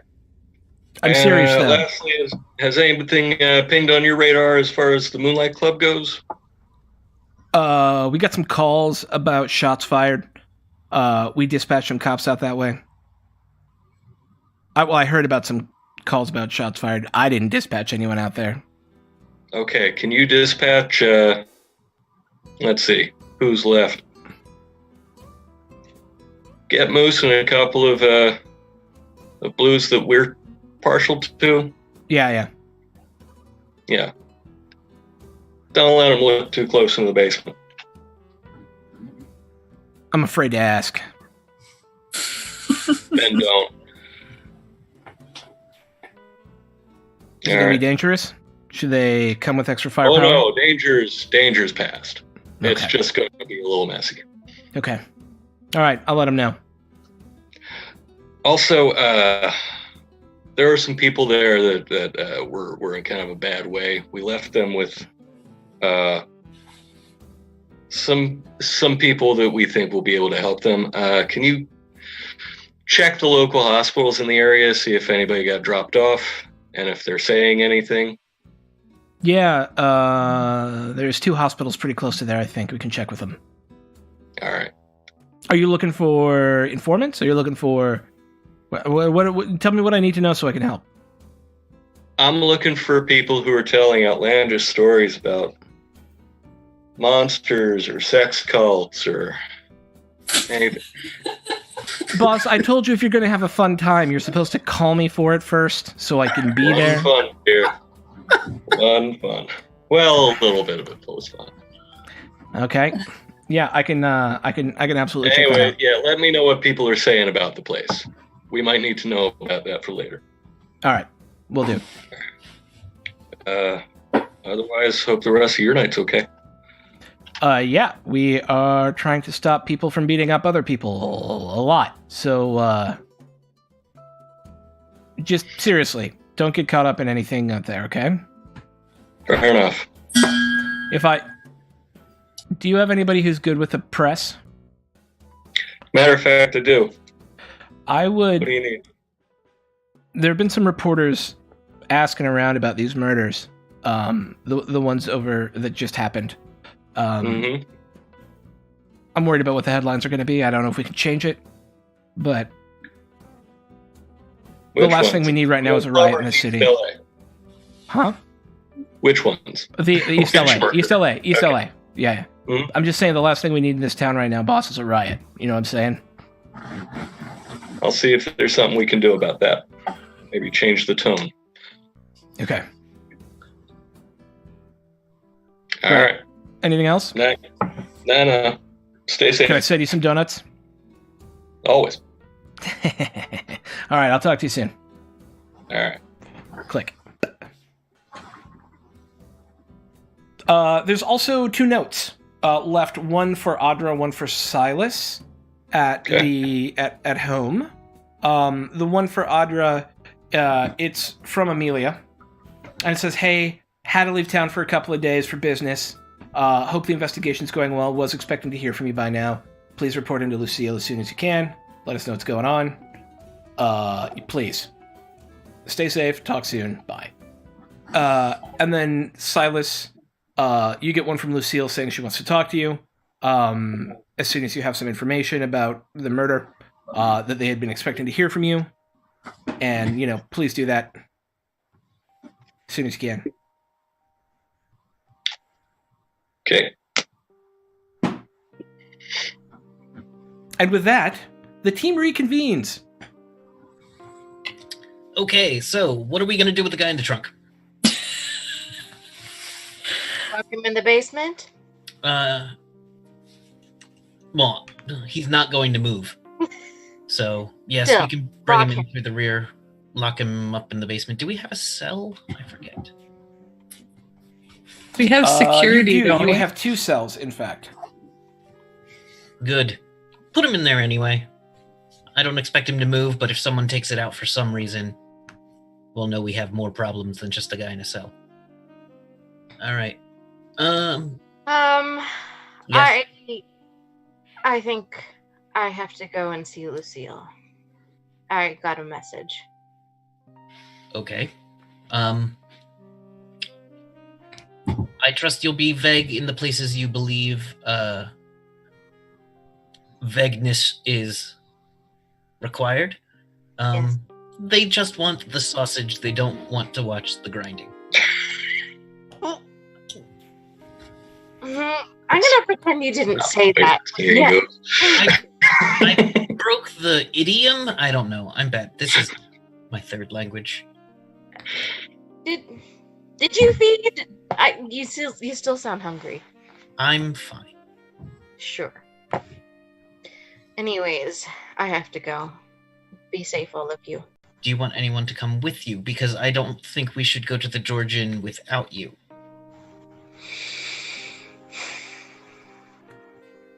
I put a guy on the Georgian. Maybe we should actually stake a place out this time. Excellent idea. Fantastic. Yeah. Perfect. And I got a note about Lucille too. So. All right, we might have to handle the Georgian tomorrow, but we'll have more information then. Yeah. Alexander, you in contact with your reporter friends? I can be. What can we do about changing the tone of the East LA murders? Right now, it's Mexicans this, Mexicans that, and it's not really helping matters outside. Well, nothing can be done until tomorrow in the morning. Maybe some for the early edition? I might be able to. I have a question. Would I know who else in the Camarilla would have those kind of ties? People don't normally talk about that so much unless they're in your coterie with you. Like, But you would know who has influences in a place based on the influences you have, right? I have a generic influence 3. So, That's not a thing. well, I mean Hollywood influence, so probably wouldn't have. Yeah, you would know Hollywood people. Yeah. Yeah.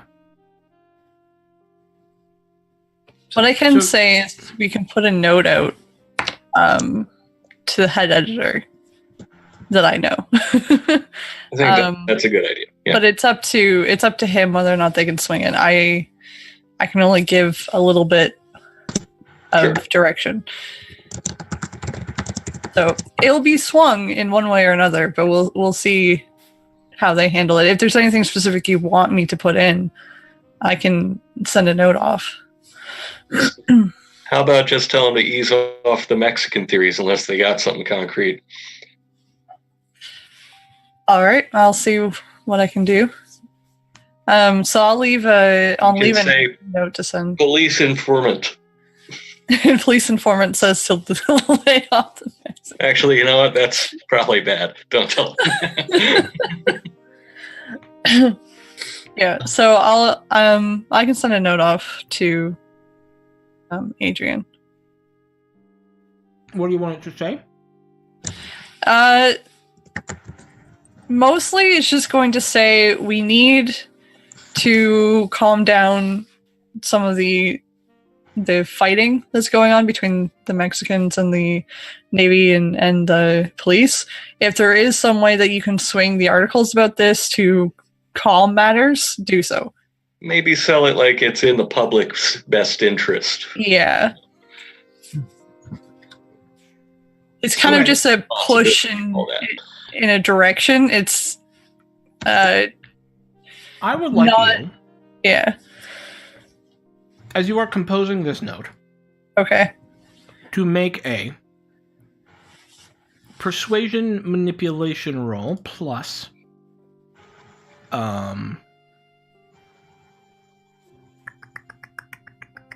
2 dice. Plus 2 dice. That is the Okay. effectiveness of your ally. So Persuasion, manipulation, 2 dice, okay. 4 successes. Duly noted. All right, so that has been done. You have sent a note off to the night desk, or would you send it like by courier, so it's a specific note to him? It's going to be going straight to Adrian. Okay, so that would be by courier, essentially. Yeah. And getting to him so that the first thing he sees is that. Okay, yeah, can do. The role was to see how persuasive you were in your writing of it, essentially, right? Okay. And also given your level of trust with this person. Cool. So, what happens next? I'm sorry, I have an idea. Maybe we should, since we are no longer going to the Georgian, maybe we should put him back in the trunk. I'm sorry. And because the only person who's allowed to kill a vampire is the prince. I like this plan. Should we inform Sable that we're going to go see the prince? We can't just. Do we want to leave her here? Sable told us earlier that the prince was out of town. I think we should bring her along. I think we should ask her to join us. And we might not even see the prince. We're probably going to see Lucille. Which is better for me. All right. Let's do that. So how are you going to find Lucille? Do we know what I'm sorry, I just assumed Lucille would be in a steady location. We are on the edge of her territory, if I believe. Would she have left an address on one of our notes? Silas, you would be the only one who would really know how to, like, call her, being that she's your primogen. And you do have a number in which you can reach her regularly, or at least leave a message for her if she's not there. Okay. Well, then let's do that. Okay. So she can meet tomorrow at 8 p.m. She is currently driving with the prince to the edge of town. Is seeing the prince off on her trip. Good. Well, then in that case, you guys want to see how a stakeout at the Jordan's going? Or we could check up on Silas's flower shop. Actually, that sounds nice and quiet. Yeah, I'm sure there will be nothing there to alarm us or to go wrong. Because you said it's like almost 3:34, right? Yeah, it's almost 4 a.m. Yeah. What time's sun come up? Like 7, 6:30? It is summer almost, so you're looking at 6:30. We'll say 6:30. So you've got 2.5 hours. All right. So we got to pick one. Yeah, you've got time to do one or the other tonight. I'll leave it to the group. We have Sable here now, so if we're going after someone dangerous, Perhaps then we should invite Sable along and go to the Georgian. all right. Anyone? Nothing else? All right, let's do that. All right. Okay. Excellent idea, Celine. Okay. So, with Sable in tow, you head down to the Georgian Hotel. The Georgian is a tall, Georgian style. So, if you think late 1800s style, kind of Baroque revival sort of hotel, right? So, it's got like these. It's painted in this sea green. It's 8 stories tall, and it's got these like Baroque sort of marble columns that go up the first 2 levels of it. It's got a very fancy drive up with like the palm trees over it. The drive up is lit, but it looks quiet. It does take you about 20 minutes to get there. It's 4:30 in the morning. Silas, your man around, or? Yeah. Let me see if I can signal him some way. Well, you know what he looks like. Tippy toe, tippy toe. All right, so I see the young man You do. in the corner. I walk over to him. What's he look like? He's a young Chinese man. Okay. Let's see, it's 43. Yeah, I'd say he looks like mid to late 20s. Okay. High cut hair. Yep. All right. Hey, boss. Hey. So, how's it look so far? It's quiet. Look, everyone's asleep. I found one weird thing. Mhm. One of the 2 laundry entrances back there looks like it's been blocked off. And there's no lights in the laundry room right there. Padlock? Yeah, it's Anything? padlocked. But I don't know if it's just for service or it could be nothing. I don't know. All right. Well, I think that's about as much as we'll need you for. Why don't you head home and get some sleep? That was it? I've been here for like 20 minutes. If that's what you found, I trust you. Yeah. You want to take another walk around? You don't need backup or anything? I got backup. Looks at this like motley crew behind you. They're the best in the biz, I swear. Yeah, you sure? I mean, you're the boss, as long as you're sure. Tell you what, Kip, take one more pass of the building. See if there's anything else that pops out at you. All right. Where are you Come headed? on over here if you see anything. Okay, you headed. Where you headed? You sticking around? I'm headed back to the group to tell them that like right now we got like one entrance that might be useful, but we also had one entrance last time that might be useful. Right. Remember, you've also got that room key, so you've got two kind of threads here. Yeah. That's a storyteller telling you that. Remember, you've got the room 707 here, room key, and then you've got some weird entrance. So, cool. All right. Who wants the front door? I'll go. In the front door. Someone watch the back. Should I come with you in the front door? If you don't mind. Gladly. Alexander and Celine, what are you all doing? What was Calvin going to say? I was going to ask what you were doing. I mean, if we need people at the back, then a couple of us should be there. Okay. And I don't mind going wherever people need me. Excellent. And I'll get a signal down to you as soon as we need you in case there's a problem in the room. Celine, do you care to come up with us? Yes, I'll come with you. Excellent. We move. All right. So Alexander and Silas are in the back. Celine, Calvin, Audra going front. Is that correct? Yes. All right. So we'll start with Celine, Calvin, and Audra. You guys head in. A bellhop comes up, goes, looks at the three of you and goes, yes, it's a bit late for check-in. How can I help you? We're headed back to a room. Please excuse us. Oh, I'm sorry. I didn't recognize you. Your guests? Yes. I'm sorry. I have to ask. Do you have a room key? I'll show him the key.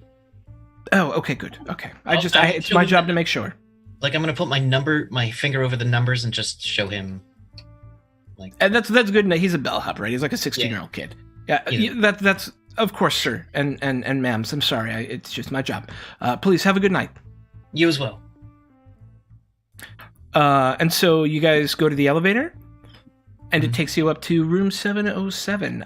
So the interior of this place is very nice, with lots of marble statuary and like fountains and things like that in the front atria. It's these heavily mirrored elevators that take you up to the 7th floor with this like plush gold carpeting and like off-white wallpaper that has these red columns kind of stenciled onto it. And you make your way down to room 707. Who the hell is funding this guy? I ponder out loud. Anyone have good ears? Good question. Do I have good ears? Do either of you have Allspecs 1? Not. No. No. Womp. Bwomp. So your thinky people, Alexander, with the heightened senses, is not okay. Y'all and your use of team assets is what gives me faith in you all. Effective and useful. But yeah, let's give a listen at the door. I pick up a glass. Silence. It's silent. I open it. I start opening it, and like I get down on my knee to open it so that I can like throw myself out of the way with. Audra will have her sword just in case. Yeah. So I'll open it. The first thing. Okay, you have your sword out, Celine. How are you prepped? I'm leaning up against the wall next to the door, watching the hallway. Okay. Calvin and Audra, as the first two through the door, the thing that you're most startled by is that normally when there are a number of dead human beings in a single space, there is a smell that goes along with it. There is no smell. In front of you, this was a 2-bedroom hotel room. The beds have been moved to the sides. There was a do not disturb little hooky thing on the door. The nightstand that would be in the middle has been picked up and put on one of the beds, acting almost as if it was an altar for the 5 heads that are currently stacked on it. Each head facing a different direction, and making almost a pyramid. Sitting in a rose petal form, or a rose, looking to have created a rose on the floor, using the bodies as the main petals and then connected by the limbs, each of which has been severed, are the bodies of 5 middle-aged white males. Scrawled on the wall, and I'm getting my notes so I get this right, are words that none of you understand, although you know someone who does. The bodies have that same inscription carved into them. They are bloodless. There is no sign of any struggle happening here. And then there's more writing scrawled on the walls. But the writing scrawled on the walls is in English, and it's just "in my mother's house" over and over and over and over and over and over and over again.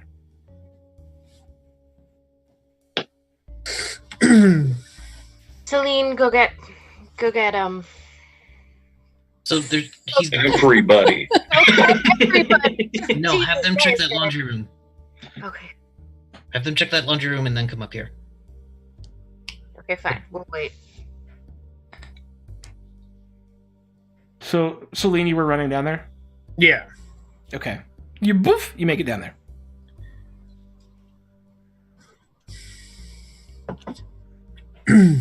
Oh, actually, that's a perfect place as you discover the most recent crime for us to take a break so I can feed my cats. That's a good idea. We will be back in just a moment with the second half of today's episode of A Crusade of Thorns. I still exist. Yay! Everyone lives! And we will be back in just a moment. Please hold. Boink. Transition. Thank you.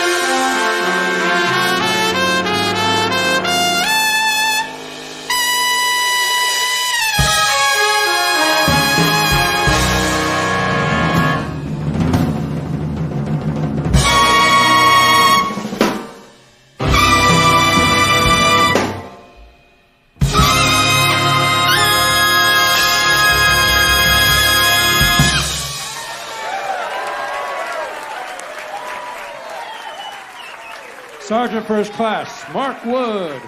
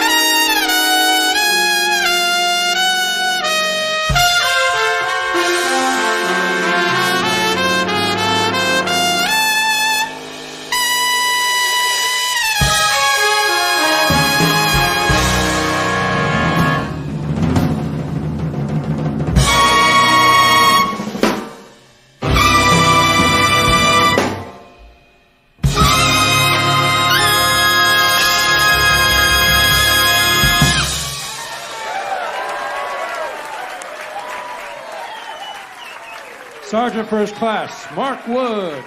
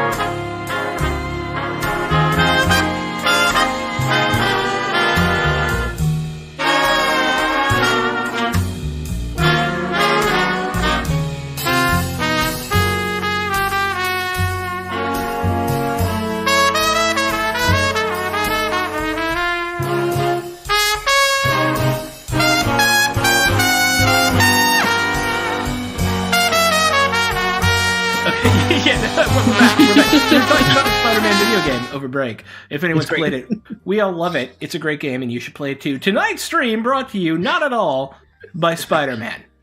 Marvel Entertainment had nothing to do with tonight's stream. So, we're back. Celine, Calvin, and Alexandra, seeing the scene of the most recent crime, Celine goes rushing down to get Silas and Alexander. And we cut to that scene now. Celine just coming to Silas and Alexander at the back door near that closed, one of the two closed laundry rooms down on the first floor that looks like it's been padlocked.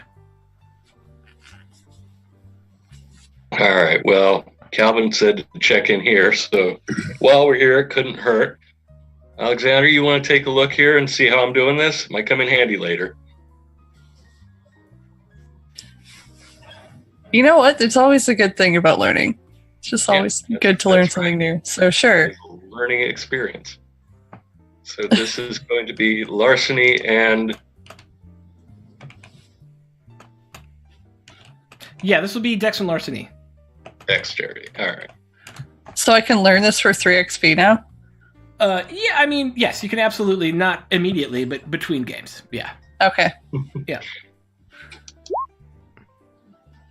Yeah, it's a simple padlock, and you get... Are we corrupting Alexander? And just as you get it unlocked, Celine shows up.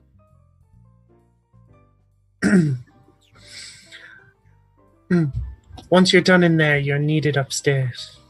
All right. Well, let's very carefully open up the door. It's We're aware of dark. what happened last time. Very dark. Could all 3 of you make investigation plus wit checks for me, please? All right.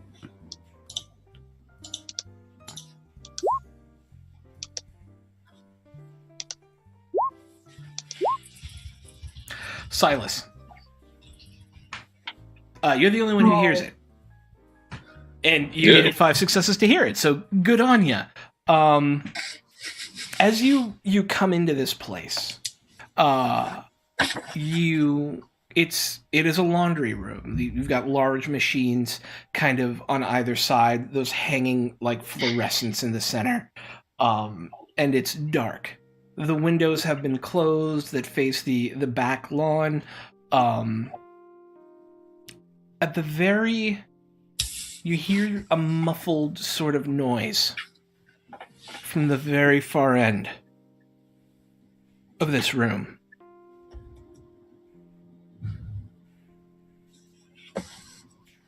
It might be speech. It might be somebody. It might be two people yelling, but you definitely. All right. Well, I'm gonna draw my gun just to be on the safe side. I will walk in first. Are you guys behind me, or are you? I'll come in behind. Okay. Discreet distance, and we'll walk over cautiously towards the noise. There is a laundry, one of those big rolly, like canvas-sided laundry bags. And as you kind of roll it away, there is a hatch. It looks like the linoleum has been cut in such a way that it's pretty easy to disguise as long as there's something on top of it. The handle's at the far back. And it's almost like a raised lip of the linoleum itself, but it's obviously, once you get close and investigate it, with a critical on your investigation, you're like, yeah, it folds backwards like this. And interestingly, there's a string attached to the laundry basket. And it actually runs through the back of the hatch as well. So that as if somebody could pull the laundry cart back over the hatch once it's closed. All right, so a move in the laundry basket back would pull up the hatch. No, there's enough give that you would have to purposefully pull it from underneath. Okay, gotcha. Well. And you can now all, being close and having had it pointed out for you, there's at least two people talking at a very loud voice coming from somewhere below you here. Okay. Well, I'm going to pull open the hatch very cautiously. Again, gun first. At first you see a ladder and a dim light coming up. And you hear this, Alan, you have to stop this. This is not what I meant. This is never what I intended. You can't allow this to continue. Mother, this is what must be done. This is what you wanted. This is what you made me for. This is who I am. You are my Lilith, and I am your Cain. And together we shall bring glorious retribution. We shall do this together. I do this for you. Alan, this isn't what I meant. You have to stop it. Alan, please. Look at what I've created, though. Look around me. The flower of my artistry. Together, we can rule. Once my ritual is complete. Alan, you're insane! There's no ritual! You're being insane! You have to stop this, please! And that sort of thing will continue.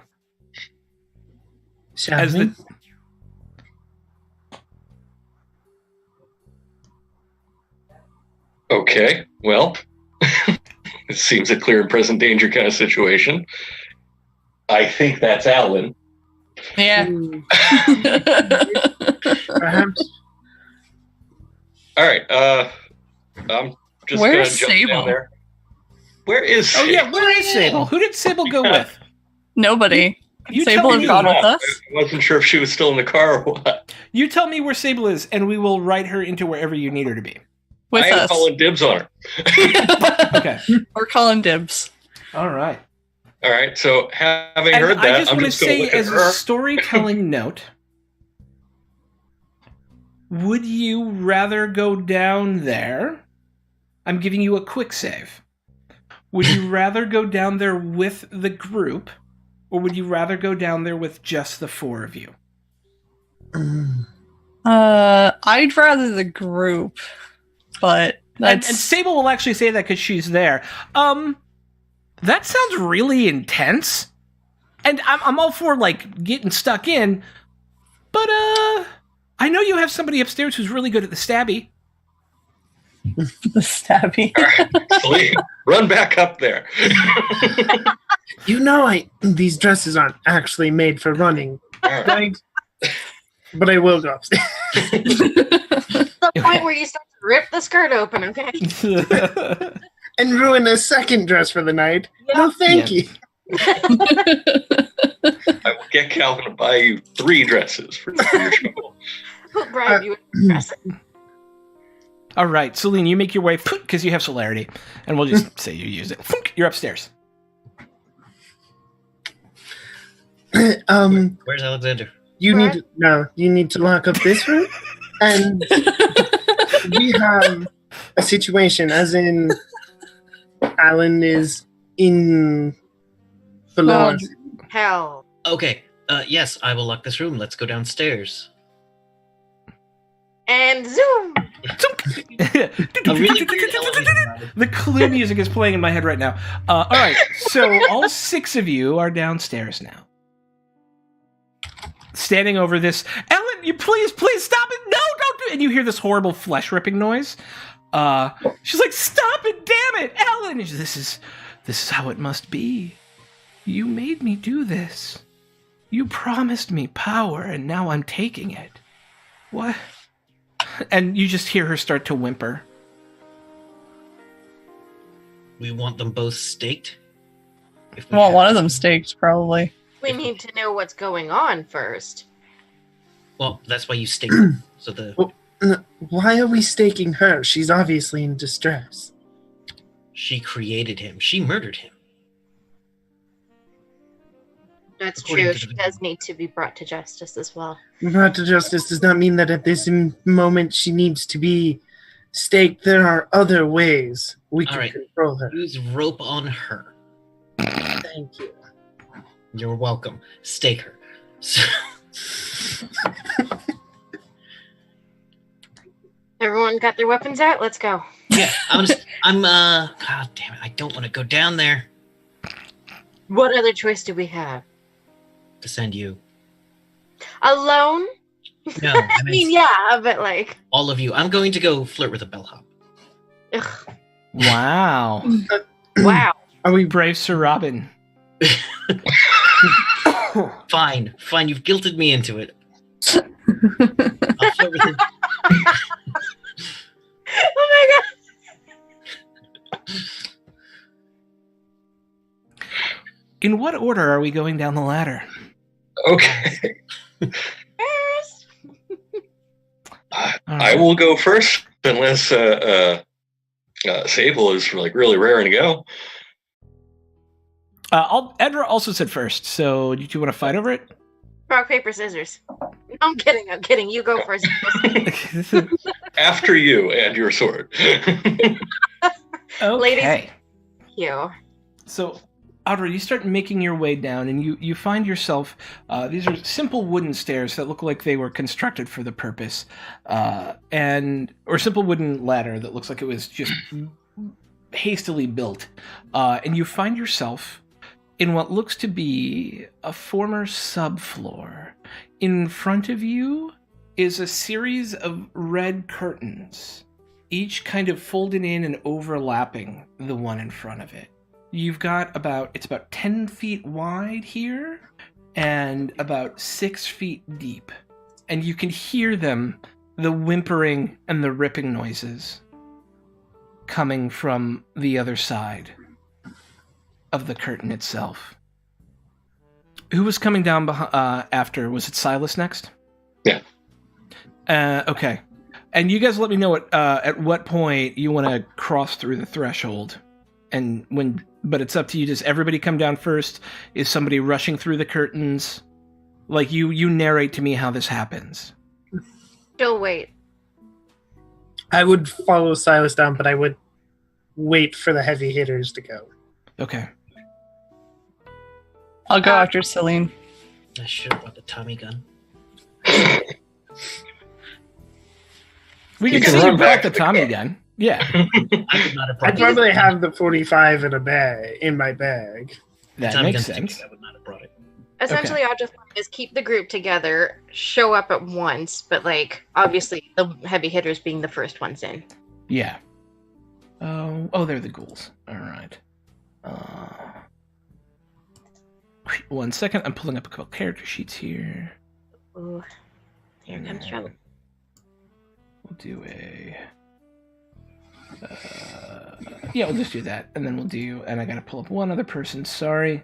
Should have pulled these up over break, and then I didn't. I'm also losing my voice. All right, there we go. Okay, who's first through the curtain?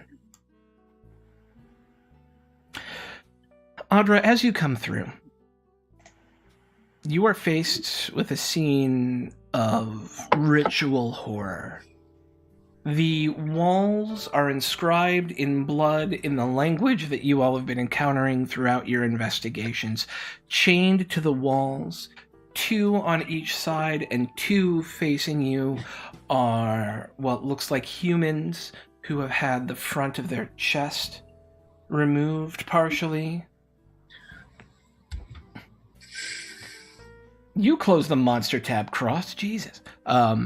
You see on the floor this cryptic sort of curving pattern that's intricate in what looks like pieces of victims that looks to make up some sort of ritual symbol that spreads out across the floor. At certain points, there are candles, lit these red candles, standing in the center of it with just this 4 people surrounding him, all obviously dead, and he is tearing the flesh away from him, is this crazed-looking vampire, fangs out, chest bare, covered in gore, wearing blue jeans, no shoes. He's got like this brown, scraggly hair that's coming off in all directions, and just this crazed look in his eyes. And kneeling before him, weeping, is Harper Dustvale, the Keeper of Elysium.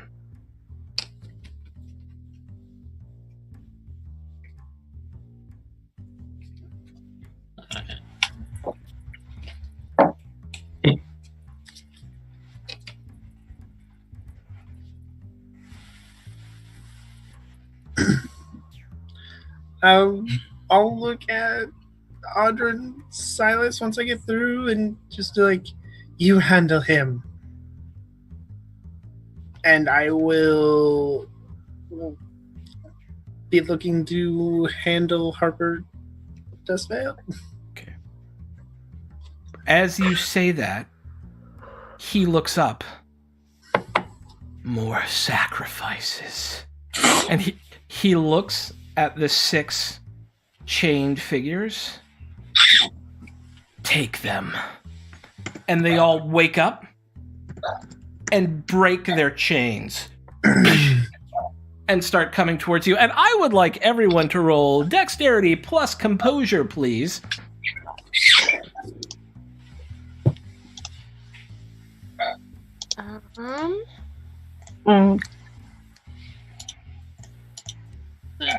Could be worse. Well.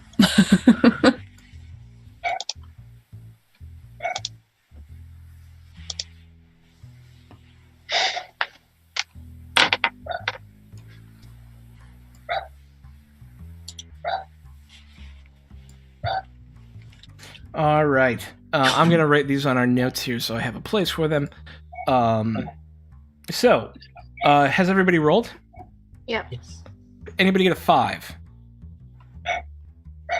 Anybody get a 4? Anybody get a 3? Silas, you have a 3. Yes. Thank you. Anybody get a 2? I did. I did. I did. Okay, so for our 2s, Calvin, what is your dexterity? Can I go last? Yes, but what is your dexterity? 2. Okay. Audra, what is your dexterity? 4. And was it Celine? Yes. What is your dexterity? 3. Okay, and then Goal 2.3 and Sable 2. That's how I do tiebreakers. Makes it quick and simple. 3.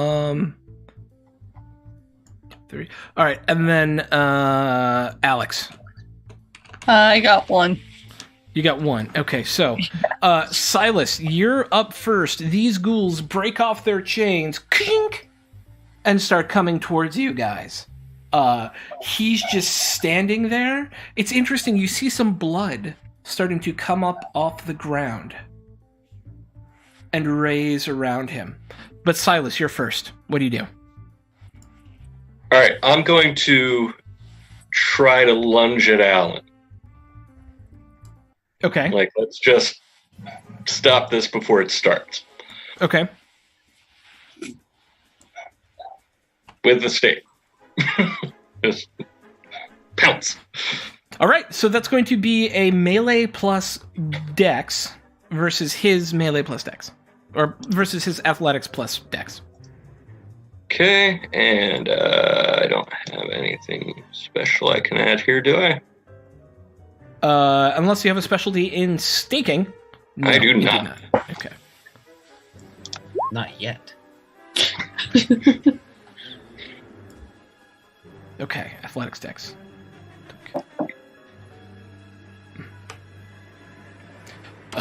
With Celeritas quickness, he uses a willpower to reroll 3 of those dice. To meet your number of successes and dodge out of the way. Fucker. Adra. Yep. Shoot. Okay. Silas is going after Alan. I'll take on the ghouls. Okay. I'm just gonna swipe and try to get at as many as possible. All right. So with a rapier, you're only going to be able to hit 1 per turn, but you could absolutely hit 1.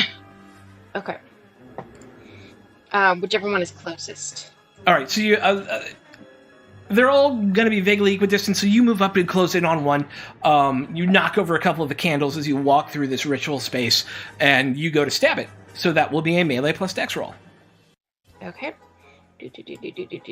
Why can't I find the thing all of a sudden?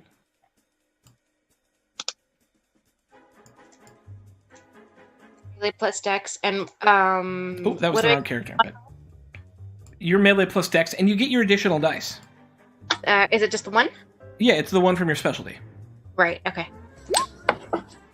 Well, okay. Yeah. So you'll do some damage to it as you come up to it, and they're ghouls, so they're supernaturally strong and tough. It seems too, but that could have knocked out a normal human being. You think, had they been not the toughest human being on the planet? But so you've done some significant damage already. Celine. I'm going to go for Harper and get her out of the melee area. You can easily get up to her and grab her. You're going to be slower pulling her away because you're carrying an extra person. What's your strength? Oh, my strength is 1. Yeah, you can do it because she's kind of helping, but at the same time is like you see, like now that you see your face, she's like crying tears of blood, and seems really this is not what she wanted at all.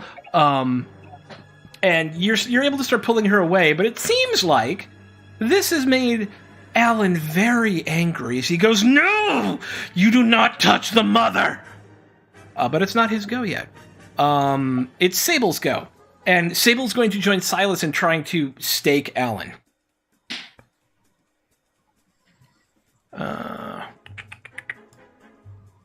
She only has 1 out of melee. She's not good at staking people, apparently. I'll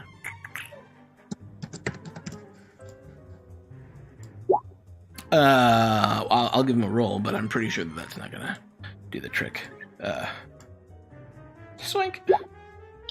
No, again, he gets out of the way of it. As both of you are now kind of like, and he's just kind of like trying to do his best to dodge. So that's Celine, Ghoul, Calvin. How many ghouls? 6. Jesus. I'm going to look at one of the ghouls and make direct eye contact with him. And thinking this isn't going to work anyway, use my mesmerize. Okay. Let me do a rouse. Mm-hmm. 1 rouse check. Rousing success. Rousing success. I'm going to look at him and say, punch Alan until I tell you to stop. I roll a manipulation discipline. Roll a... There's that. Intelligence resolve. Okay, copy that. Yeah, I mean, they're still ghouls. They're not, like... Intelligence resolve? That was the power, yeah. Yeah. Oh, no, wait, that's a manipulation...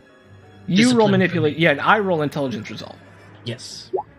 Yeah, he starts walking over to punch on Alan. As it's the rest of the ghouls go as well, and so he starts to go punching on Alan. And one of the ghouls, Audra, you now have 2 ghouls on you. The one who you just stabbed, and then another one who's kind of coming up from your right, who just like pulled himself off his chains, and you see him go to just whip the end of the chain at you to try and hit you with it. I need you to make a athletics plus dexterity check as I make a brawl plus dexterity check.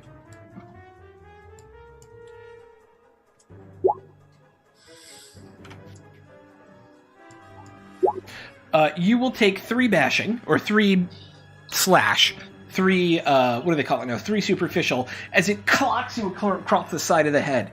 And at this point, as we're kind of in advanced combat now, if you take a look at doing blood stuff in your handouts, you can make a rouse check at blood potency 2, add a die to any roll. Or add a die to any discipline. Just FYI, you can pump yourself up with blood. You can make yourself more powerful. Cool? Does the superficial from certain sources get halved? I forget. Yes, superficial from that would get halved because it's only a chain. So you take 1 superficial, Audra, total. Cool? Why is that? Sorry? Because you're a vampire and it is not. Okay. Yeah, essentially. So just 1. But the other one is going to try and grab you. And so you will be down 2 dice on this check. But make an athletics brawl check.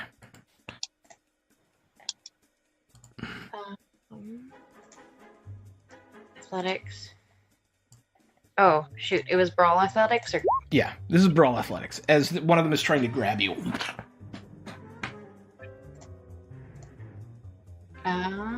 Why can't I do that? You start with brawl and then do athletics. I see. Yeah. Always start with the skill in this sheet. Oh, brawl and athletics are both skills. I'm dumb. That's because I'm dumb, man. It's because I'm, I'm just no. Sorry, it's brawl plus dex. I'm sorry. Okay. And you said I'm down 2? You are down 2 dice because you've already attempted to dodge once this turn. -2. Okay. So he gets his arms around you. And so you're pinned at the arms. You're going to be, if you attempt to use your melee weapon, you're going to be down 2 dice on the test. And every turn, he's going to be able to increase the dice advantage over you to hold you, as long as he succeeds on these checks. Cool? Okay. That's how grappling works.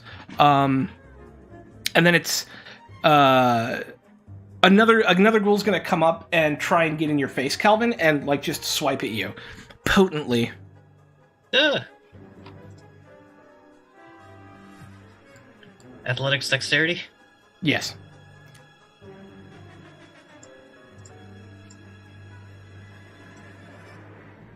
So you will take...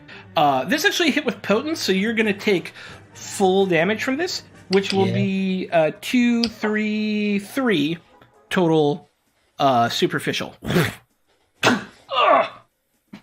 And then the last 2 ghouls are going to close in with Sable and Calvin, or I'm sorry, Sable and Silas, and one's going to take an attack on each. The one that attacks Sable misses, she dodges out of the way, and then there's one on you, Silas, who is going to take a swipe at you, and you can make a athletics dex checks. It rolled 1 success, so don't fail. Which one's going after Alan? The 6th one. So... Gotcha. There's the one that hit you, there's the one that's hitting Alan. There's the 2 now on... Yeah. 1 plus 2 plus 2 plus 1. Yeah, and Silas, you get out of the way easy. And then we're to Alex. Okay. Alexander's going to try and help Audra. Okay. Going to try and grab the ghoul from behind and pull him off. Awesome. Yeah, it's just going to be opposed. So you're going to make a brawl plus dex versus their athletics plus dex. And I'm going to put them down a die, actually, because they are doubly engaged. So it's a bounce. You get up on him, and so now you're kind of grabbing him, and he's grabbing her, and so you're all just kind of in this three-way, like, cluster pile right now. But you will have made it more difficult for him to increase his grapple on Audra. And then we're back around to Silas. So the way it looks in front of you right now, Silas, is you and Sable are up on Alan, who's in the center of this thing. You realize now that he's actually covered in different kind of colors of flesh that have been stitched into a pattern along his chest that actually match the pattern that's on the ground around you. And as you look down, that blood that you saw rising up has reached like your knee level as these droplets of blood continue to rise up. But it's your go. Okay. Can I attack droplets of blood? No, sadly. Or should I focus on it? All right. So I'm thinking I've got to disassemble the pattern on his chest. Maybe that'll help matters. Yeah, you can. Yes. All right, so how do you want to do that? Crazy question. What if I just shoot at him? you should absolutely feel free to shoot at him. Am going to shoot being a vampire, the bullets don't hurt that much, but it might do something. Break his concentration, maybe. Scratch him, just get him. Get him rattled. He will be at minus 2 dice. Yes, it'll be your composure plus firearms. Okay. And he will be at minus 2 dice to dodge with his athletics dex.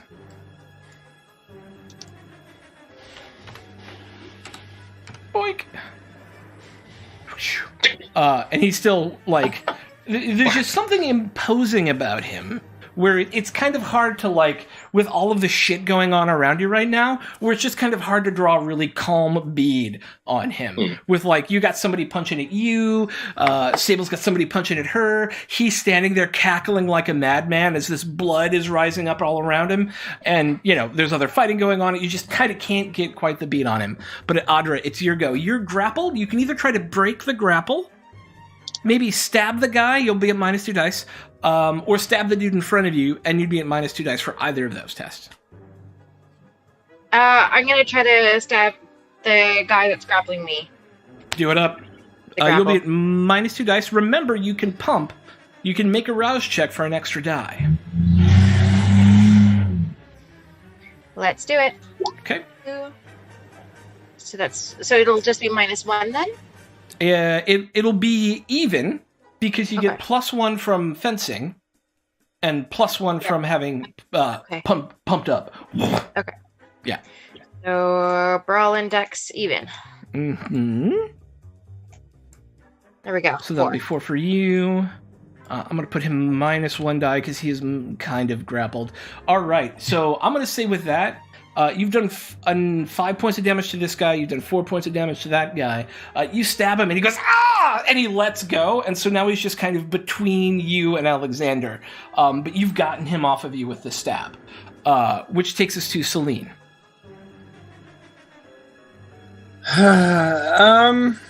You're slowly moving her. She doesn't seem to want to move. She's just kind of whimpering. Okay. If she's not being cooperative, I am going to stop bringing her with, and I'm going to look her in the eyes, and I am going to try to use my entrancement. Okay. So I need to make a rouse check first. Yeah. It was a rousing success. And then that is charisma plus presence versus composure plus wits. Yes. So I'll just have her roll. Okay. She got 4 successes. And does my stunning count here? It does. Okay, so...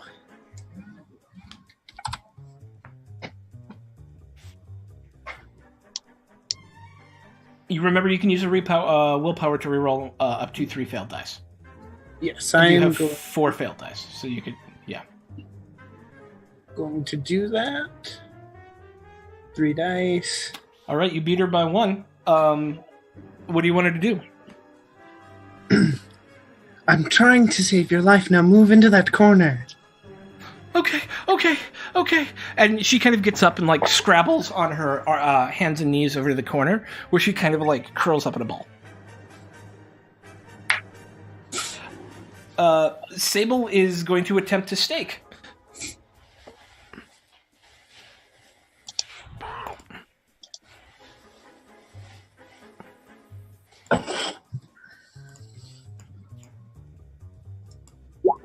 Five successes.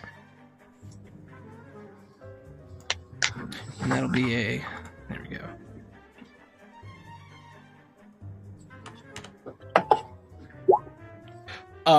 There is a...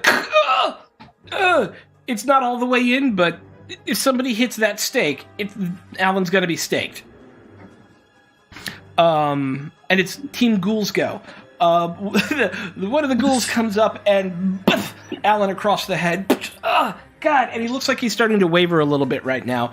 The 2 on you, once the stake hits him, the 2 closest to him start to look really confused for a minute. I didn't get to go. Oh, I'm sorry, Calvin, I forgot. Please go. I'm going to mesmerize a different ghoul and tell him to punch the stake into the heart. Do it. Yep. I have 1 talent. Punch that thing. I do one thing very well. Okay. Hey! Alright, and here is my mesmerize. 5 successes. And what was it again? It was manipulation... No, it was composure wits? Composure resolve? My resistance? There we go. Intelligence resolve. Intelligence resolve. Okay. They're not the smartest guys on the planet. Well, hopefully they're useful to me. Yeah, but, okay. It needs 2 successes. And so now he's significantly outnumbered as well. So we'll make that brawl. This. This is submit. -3. This is Alan, who gets 2 successes, and then brawl. Melee dex. Oh, it doesn't matter. It's the same number of dice dex, and that'll be plus 2 dice. All I need to get is 2 net successes. Oh, snap! And you hear this kunk as he just hammers it in, and as he does, you see Alan's eyes roll into the back of his head. He drops to the ground, and with a splish, all the blood drops around him as well. And all of the ghouls. Calvin's fangs are out. Just start to look confused about where they are and Stop what's punching happening. him. I say stop punching him. Okay. Because the one was going to keep punching him. But what's happening? What's happening? There's a lot of confused ghouls right now. Everybody in a corner. Okay. Against the wall, right now! And they all kind of go back up against the wall, their hands up. Fucking Malkavians. Harper. Huh? Harper, do as he says. Oh, okay. She goes and stands up against the wall. Sable, what is the protocol here? So, I don't think I've put it all together yet. This is her childer. Her unknown childer. Her undeclared childer. Yeah. Huh. Well, at the very least, we need to stake her. And take her to the prince when the prince gets back. Or Lucille. Probably, because the prince isn't here, we should probably take her to Lucille. Please, use my stake. Gladly. And in a single, like, crunch, Harper's eyes roll into the back of her head, and she collapses.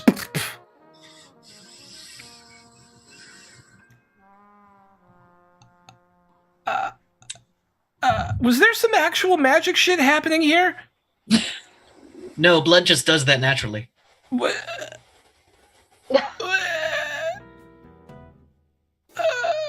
Yeah, I don't know. Find a book, maybe. Yes, I believe so, Sable. A book? A book of Nod, maybe? Sure. I happen to have one of those in my back pocket. What? No, I mean, look around. Okay. Ghouls, stay the hell there until I figure out what I want to do with you. Oh, okay. Question, was there a phone in the laundry room? Upstairs? Yeah, there'd be a phone in the laundry room. Can I use that phone to try to call Flicker? Of course you may use that phone to try and call Flicker. Then I will do that. Alright, we'll get to you in a minute. So what do I do with these ghouls? Anyone have any suggestions? Anyone want ghoul? I mean, you could make them your ghouls. They seem to like you. They are pliable. They all have these, like, horrible wounds down the front of their chest, where they've been, like, pieces of them have been skinned off, and you see now that the skin on them matches the skin that's been stitched into Alan. Yeah. God, I want to know what they all did in life. Ghouling them would take a lot of my own blood, huh? It would take one rouse check per ghoul on 3 separate nights to make them fully ghouled to you with one, and you would also need to break the current ghoul, and you don't know how strong it is. So it would just take some research. But what do we do with them in the meantime? Tell them to hang out down here. We can come get them later. Can't we just go home? I just want to Where- go home. Who are you? Give me your names and what do you do for a living? They're all just like random people. It's like one of them's name is Robert. There's another one named Bobby. There's a girl named Sally. There's a guy named Alphonse. They're just apparently the story you get is they are random people that Alan has picked up. Okay. So I'm just gonna go down the line and cloud their memories. How much of their memories? Like, Well, cloud memory isn't super useful, but if I'm gonna be doing it a lot. did you just it's only- flashy thingy me? Yeah. Cloud, I might have to do the more aggressive version. I don't think that's gonna do it, is it?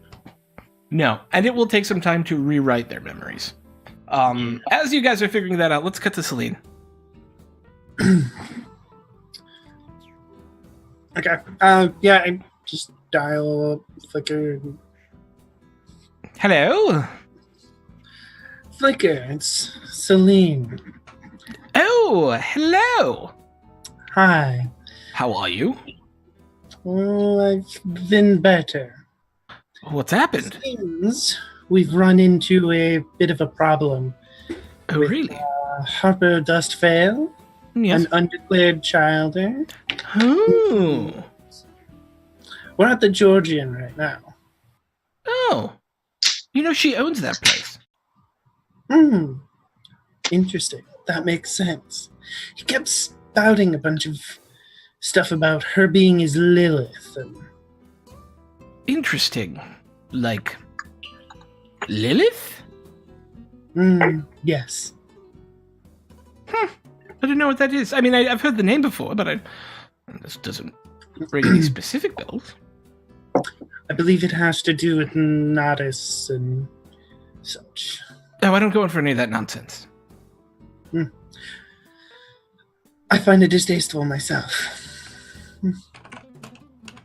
Yes. All that culty nonsense is ridiculous. We seem to be at a loss. What should we do until at least Lucille gets back tomorrow? Oh yes, Lucille is out with her prince. Wink, wink, wink over the phone. Well, I mean, you could bring them here.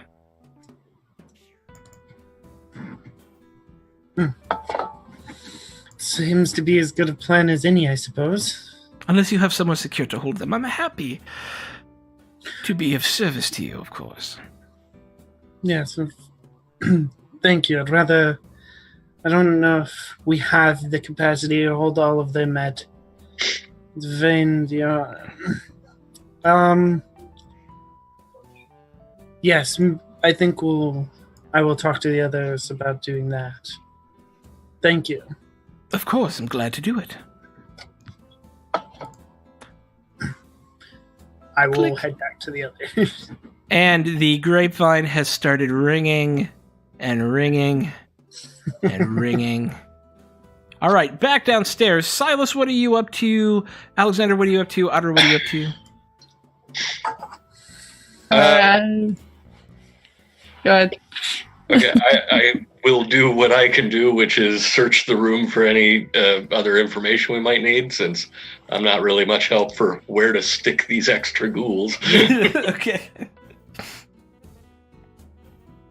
Alexander is going to check in with Audra to see if she's okay. Sorry. Oh, I was just saying, I'm fine. Thank you. And is there anything left of the ritual? Yes, it's messy, but there's definitely Okay. stuff left. I want to try and, take in information that I can look up later. Yeah, make a academics plus intelligence in order to Okay. properly bring the stuff in. Audra, Sable comes up to you. Well, you're good in a fight. Thank you. I'm not used to that from Ventru. Interesting. Well, I mean, you have a certain reputation about your people. I suppose that's true. If you're ever looking for more training, I'm always looking for talented people. I'm interested. Let's talk further, but perhaps some other time. I think we need to clean this up first, and I Yes, should probably go. Alexander. Is Calvin like your sire or something? She whispers to you. No. What? He just seems super bossy. I guess someone feels they have to run the show here. For now, that's fine. I don't exactly Damn, very well. I respect that. You're a venturer. You'll find your way. I'm sure of it. Of course, in Do time. you need? Awesome. Do you need any pointers on that? I'll be How long have you been around? Audra has been since. No, this is Sable asking. In LA, you mean? I just meant generally. A couple hundred years. In LA, I've only been here for about a year or two, so I'm Okay. still learning. Of course. You ever need anyone to help mentor? I like strong fighter types. Can I do some kind of perception roll, try to figure out what her gist is, what she's getting at? What's her Yeah, make an insight plus wits. Okay. Where are my buttons? Insight. Okay. There's some mix of being interested in your career development, and interested in your development. Wink. Sorry, that was a very bad wink. What? That was It a seems- Lucille Bluth wink. Yeah. Wink. I may not. There's a little bit of, yeah, I'm kind of into that. And also Okay. a little, yeah, there's also a little, yeah, I think you actually have talent, and I kind of want to see that work. Okay. So cool. it's a little of both. Yeah. Okay. Yeah. She can work with that. She'll give her a very polite nod, but she does want to get over to help Alexander, Okay. and she's kind of got a question for him too. Okay. Boop. So she's gonna come over and she's gonna start helping whatever Alexander says. And while they're cleaning up, she's gonna go, Alexander, I completely forgot to ask you this earlier. When we were at the Moonlight Club, I was looking at one of the settings, and it was weird. It was like I was seeing a snake. What is that? What did I didn't really find out much about the Setites, did I? Other than they are rumored to have powers to turn into snakes or something like that? They have a number of snake-like powers, yes. Okay. Well, I can probably convey that and say that my research on them is currently on hold, but I can let you know in the future when I come across a bit more. Okay. But they have some snake-like powers. Okay. I guess maybe it might be good for you to know that was my experience. Was all of a sudden I was looking at them and they were a snake and they were controlling me. Wasn't a really great time, but didn't really get a chance to debrief you all on how that thing went. Well, thank you for letting me know. I'll keep tabs on that. I believe part of what I'm talking to is it Dr. Cross? Yes. Okay, Dr. Cross tomorrow night about is the Setites. So I'll let you know if I find out anything else. Okay, and then the last loose end we have here is the ghouls. What is the normal Camarilla protocol for this? There is none. Okay, so it's fuzzy because they were ghouled Against by... Yeah, but most ghouls are ghouled against their will. That's not a thing, right? Like that's what happens to ghouls. It's more that they were ghouled by a vampire who was embraced illegally. So a harsh prince would kill them. A less harsh prince would find a way to give them the old Ventru mind squeegee and send them somewhere. Or ghoul them themselves. But really, you have a possible asset here should you so choose. Or, dinner. Little column A, little column B. Not hungry. I'm going to try to start ghouling one of them. You know what? I'll start with one and see how well that goes. Okay.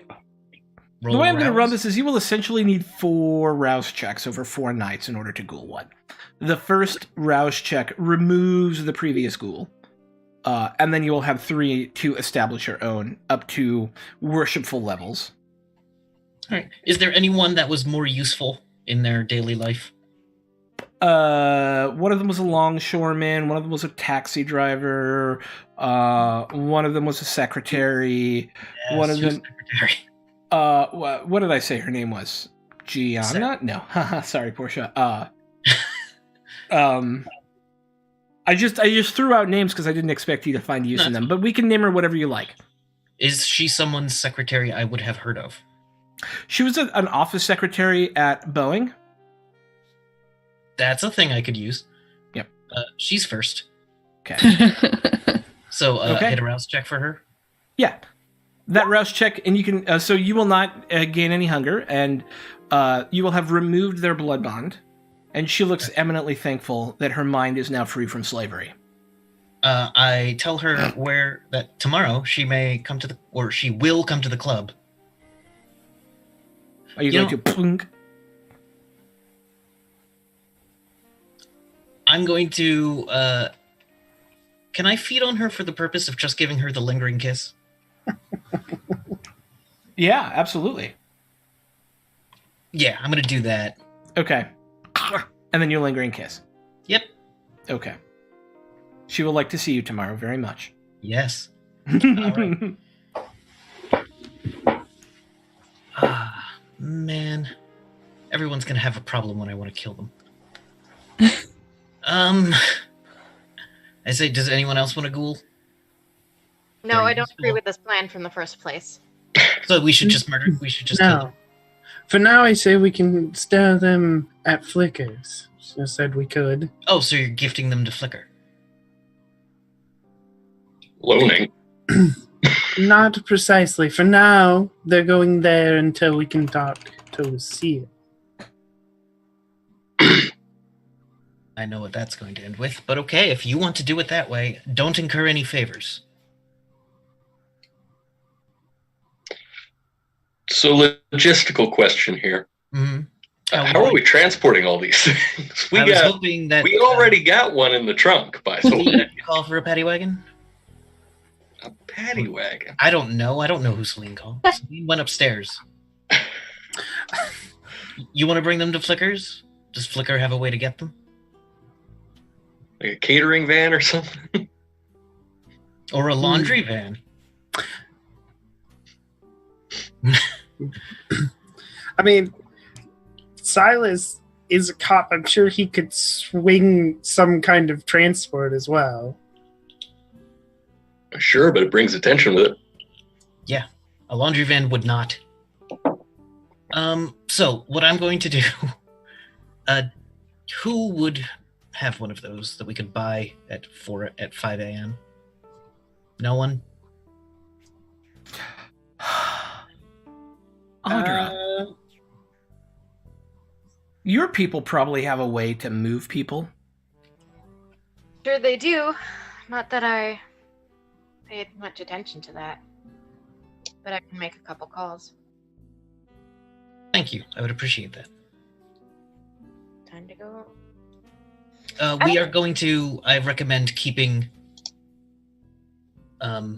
I want to keep the 2 vampires for ourselves and not put them at someone else's I power. agree with that. We will keep them next to our Setite friend. In the trunk. In the trunk, just stack of firewood. Sable, you have been amazingly useful. Thank you so much. I was here to help. That was my job. You guys are. I feel very good about you all. Some of you more than others. Looks at Audra, and I think, and then looks at Silas a little bit, but not as much as she looked at Audra. And I think I'm gonna have good things to say. And as always, your performance was spectacular. I know. Thank you. I'm gonna go find a place to take a nap. You are more than welcome at the V&D Oro again. I'm just gonna go sleep outside. It'll be fine. I believe you're capable of doing that. It'll be great. We're not, so we have to get Okay. rides home. Okay. I'll see you later. Thank you again. So, Audra, if you could contact those people. Yep. Trying to figure that out. Do I just keep walking into alleyways? I mean, it's No, not like like you just make a phone call, right? You just call one of your guys and be like, Okay. "Can you bring one of your carpet vans over that you move carpets and certainly not bodies ever in?" Yeah. Okay, yeah, she'll Yeah. get on the horn and do that. Okay. Yeah, we can have somebody over in a little bit. We need 20 minutes. Yeah. Yep. Perfect. Sounds- Yeah. There for you. Thank you. You are very welcome. And as the carpet van shows up, and you lead the ghouls into it, 3 bodies stacked in the boot of your stretch Cadillac. You make And, it back. Go I'm ahead. going to, because the other one, we're going to let her just go home and hope for the best, aren't we? Because I don't want her under Flicker's power. My personal goal, the one I'm gaining. Yeah. It's up to you. You just send her home. Yeah. Yeah, I sent want- her home. I believe she will come to me. In the most vampiric thing possible. Yes. You will return. All right. Okay. You make your way back to V&D Oro, having solved this crime and uncovered a darker truth behind it, and ending the first arc of the Camarilla storyline of A Crusade of Thorns. Congratulations, guys! We lived. Good for us. Yeah. So, as we have officially finished the first arc, as you have come to the conclusion of the first storyline, I would like to take an extra moment this evening to just have you all reflect on your first 4 games of Vampire, the storyline, how you feel about your character, where they're going. It seems like everybody has little things that are spinning now, and lots of little things you can grab into as we move into the next the like part 2, the major storyline. So yeah, let's go around. We'll start with Leona this time. Oh gosh, where to begin?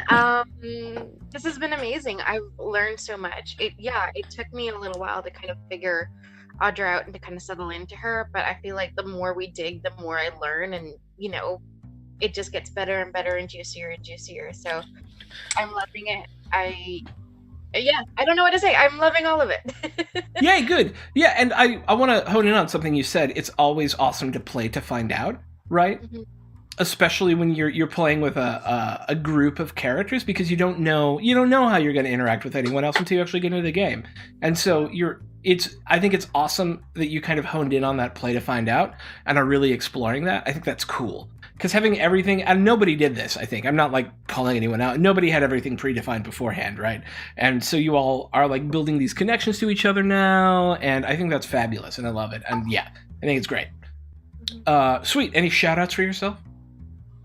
Where can we find you? You can find me on Twitter at Lady Bedlam. I've been raising some bedlam, apparently.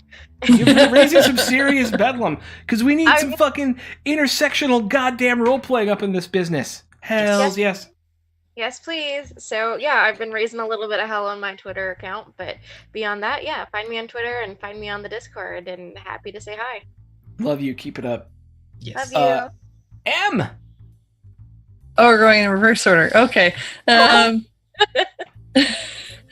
Tonight was a lot of fun. I didn't expect us to have backup when it came to the initial event. And honestly, like, I don't know. This game is like an emotional roller coaster for me. Where I'm constantly fearing for my life and the rest of the lives of the group. And also getting really excited for all the successes that we do have. So I'm looking forward to the next arc of this adventure. I'm glad. That makes me feel really happy, because it feels like that means I've done my job as an XT to have elicited emotional response. Yay. Yes, you are the best. Oh, thank you. This has been really good. And I play other horror type games, so this is definitely like the better of the experiences for me for horror type games. So that's definitely up because of your DMing skills. So thank you.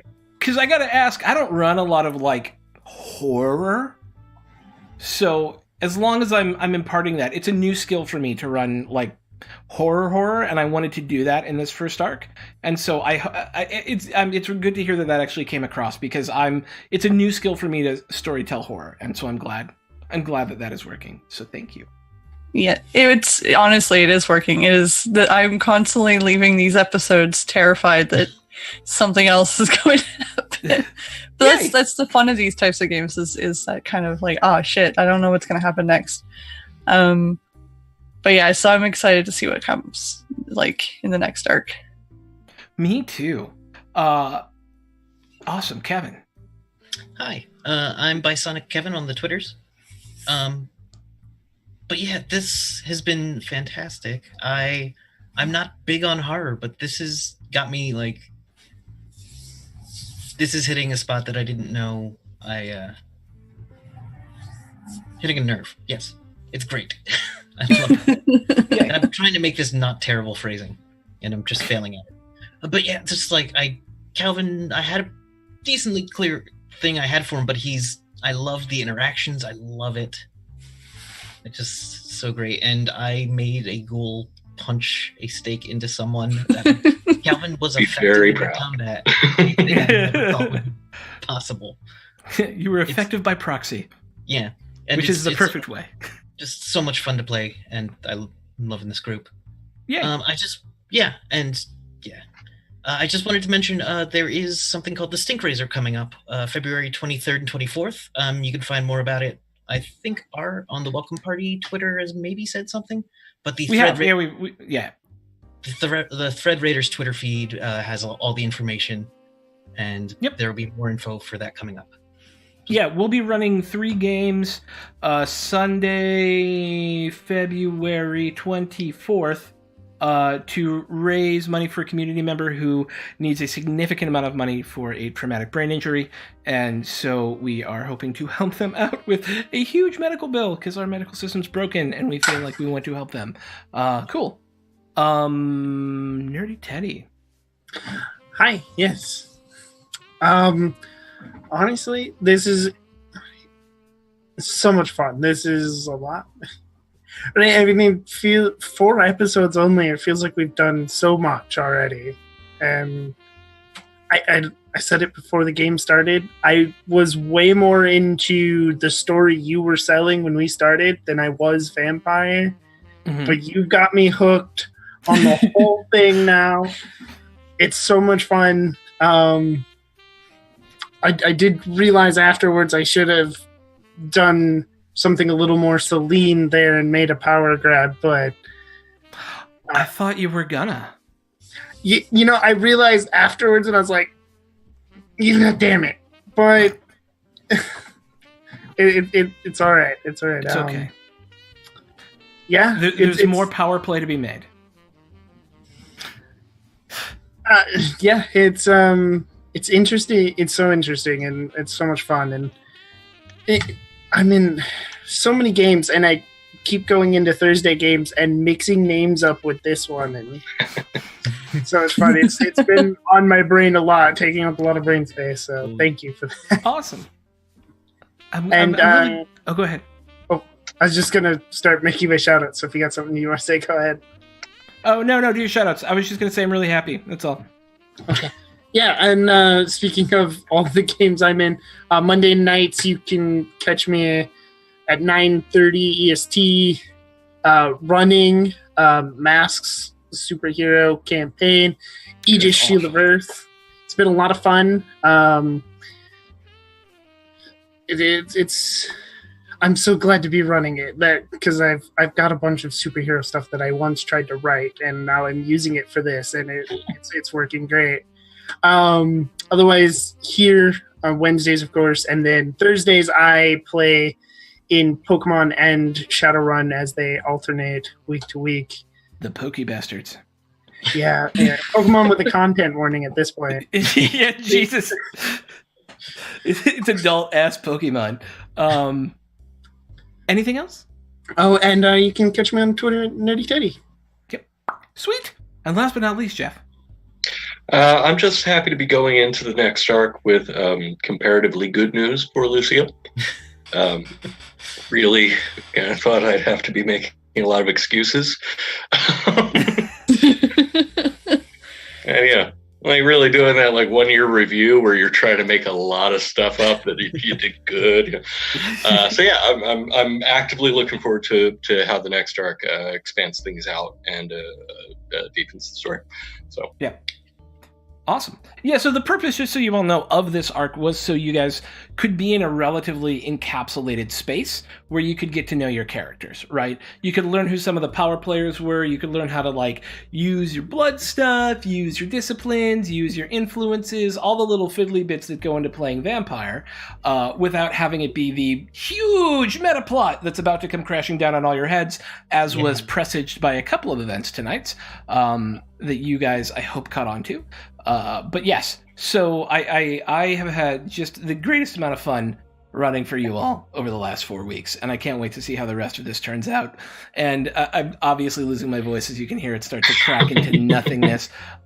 So next up, in 45 minutes, we will have Welcome to Coda Set, which is a homebrew D&D 5e game brought to you by our favorite Australian, Gemma. I think she's actually the only Australian, but she's still our favorite Australian. Either way. And it's an amazing game. You should check it out. It is part of our late night features, and we would love to be doing more late night gaming. So if ever you're interested, you should let us know. We would love to have both daytime games and nighttime games during the week. Right now, we kind of only have primetime games, but we're looking to expand our schedule as much as we can. So if you're interested in running and have never done so before and want to learn how, or have done so before and want to bring some new players along, you should, because that's what Welcome to the Party is here for. We have these sort of eventy things like this that happen every once in a while, but we're really here to teach people how to stream and then give them a place to do it. So come join us on our Discord, because we'd love to have you. And we're kind of blowing up a little bit right now, which is super cool and weird and all of that stuff at the same time. But come on by and say hi. I'm Sean, also known as Throck. I'm co-founder here at Welcome to the Party. Welcome to the Party, as I said, is dedicated to inclusion and equity in gaming, along with teaching people how to stream and giving them a place to do it. You can find me on Friday nights running our D&D Dragon Heist campaign, which will soon be a D&D Team of Annihilation campaign before it goes to something else entirely after that. It'll be fun. Same characters, we're just weaving a bunch of stories together. And then Sundays at 1 p.m., you can find me doing our Warhammer fantasy game. And then on Greyhawk, 8:30 p.m. on Mondays, I'm running an Against the Giants campaign. But you're here for vampire content, and our next game will be Saturday at noon here on Welcome to the Party, as Zed takes us through A Crusade of Thorns Sabbat, Episode 5. Episode 5! Man, we're really crushing it. All right. And with that, everybody, because we're so close to another game starting, I'm not going to do a raid, but go show some love to whoever you like to show love to on Twitter as we head out for the evening. I just wanted to say thank you all. Come join us on stream, on Discord, follow us on Twitter, do all of that amazing stuff. We love you, and we're sponsors? Out. Oh, yeah. Thank you to our amazing sponsors. Tabletop Loot, Devon Rue, and of course, So Many Games, our merch person, So Nerdware, run by So Many Games, our amazing merch store. If you are looking for Crusade of Thorns merch, if you're looking for Welcome to the Party logo merch, if you're looking for other game merch, we've got a lot of it from a bunch of different games there. And if you use the code WELCOME, you will get 10% off. And all of that goes to do things like pay for Zoom and allow us to have like graphic design stuff. So, it goes to help the channel, and so we'd love to have your support if you feel like supporting us. And you get some cool stuff out of it as well. So with that, we're actually going to be out. Okay, team. Everybody say bye. Bye. We're going. Love you. Bye.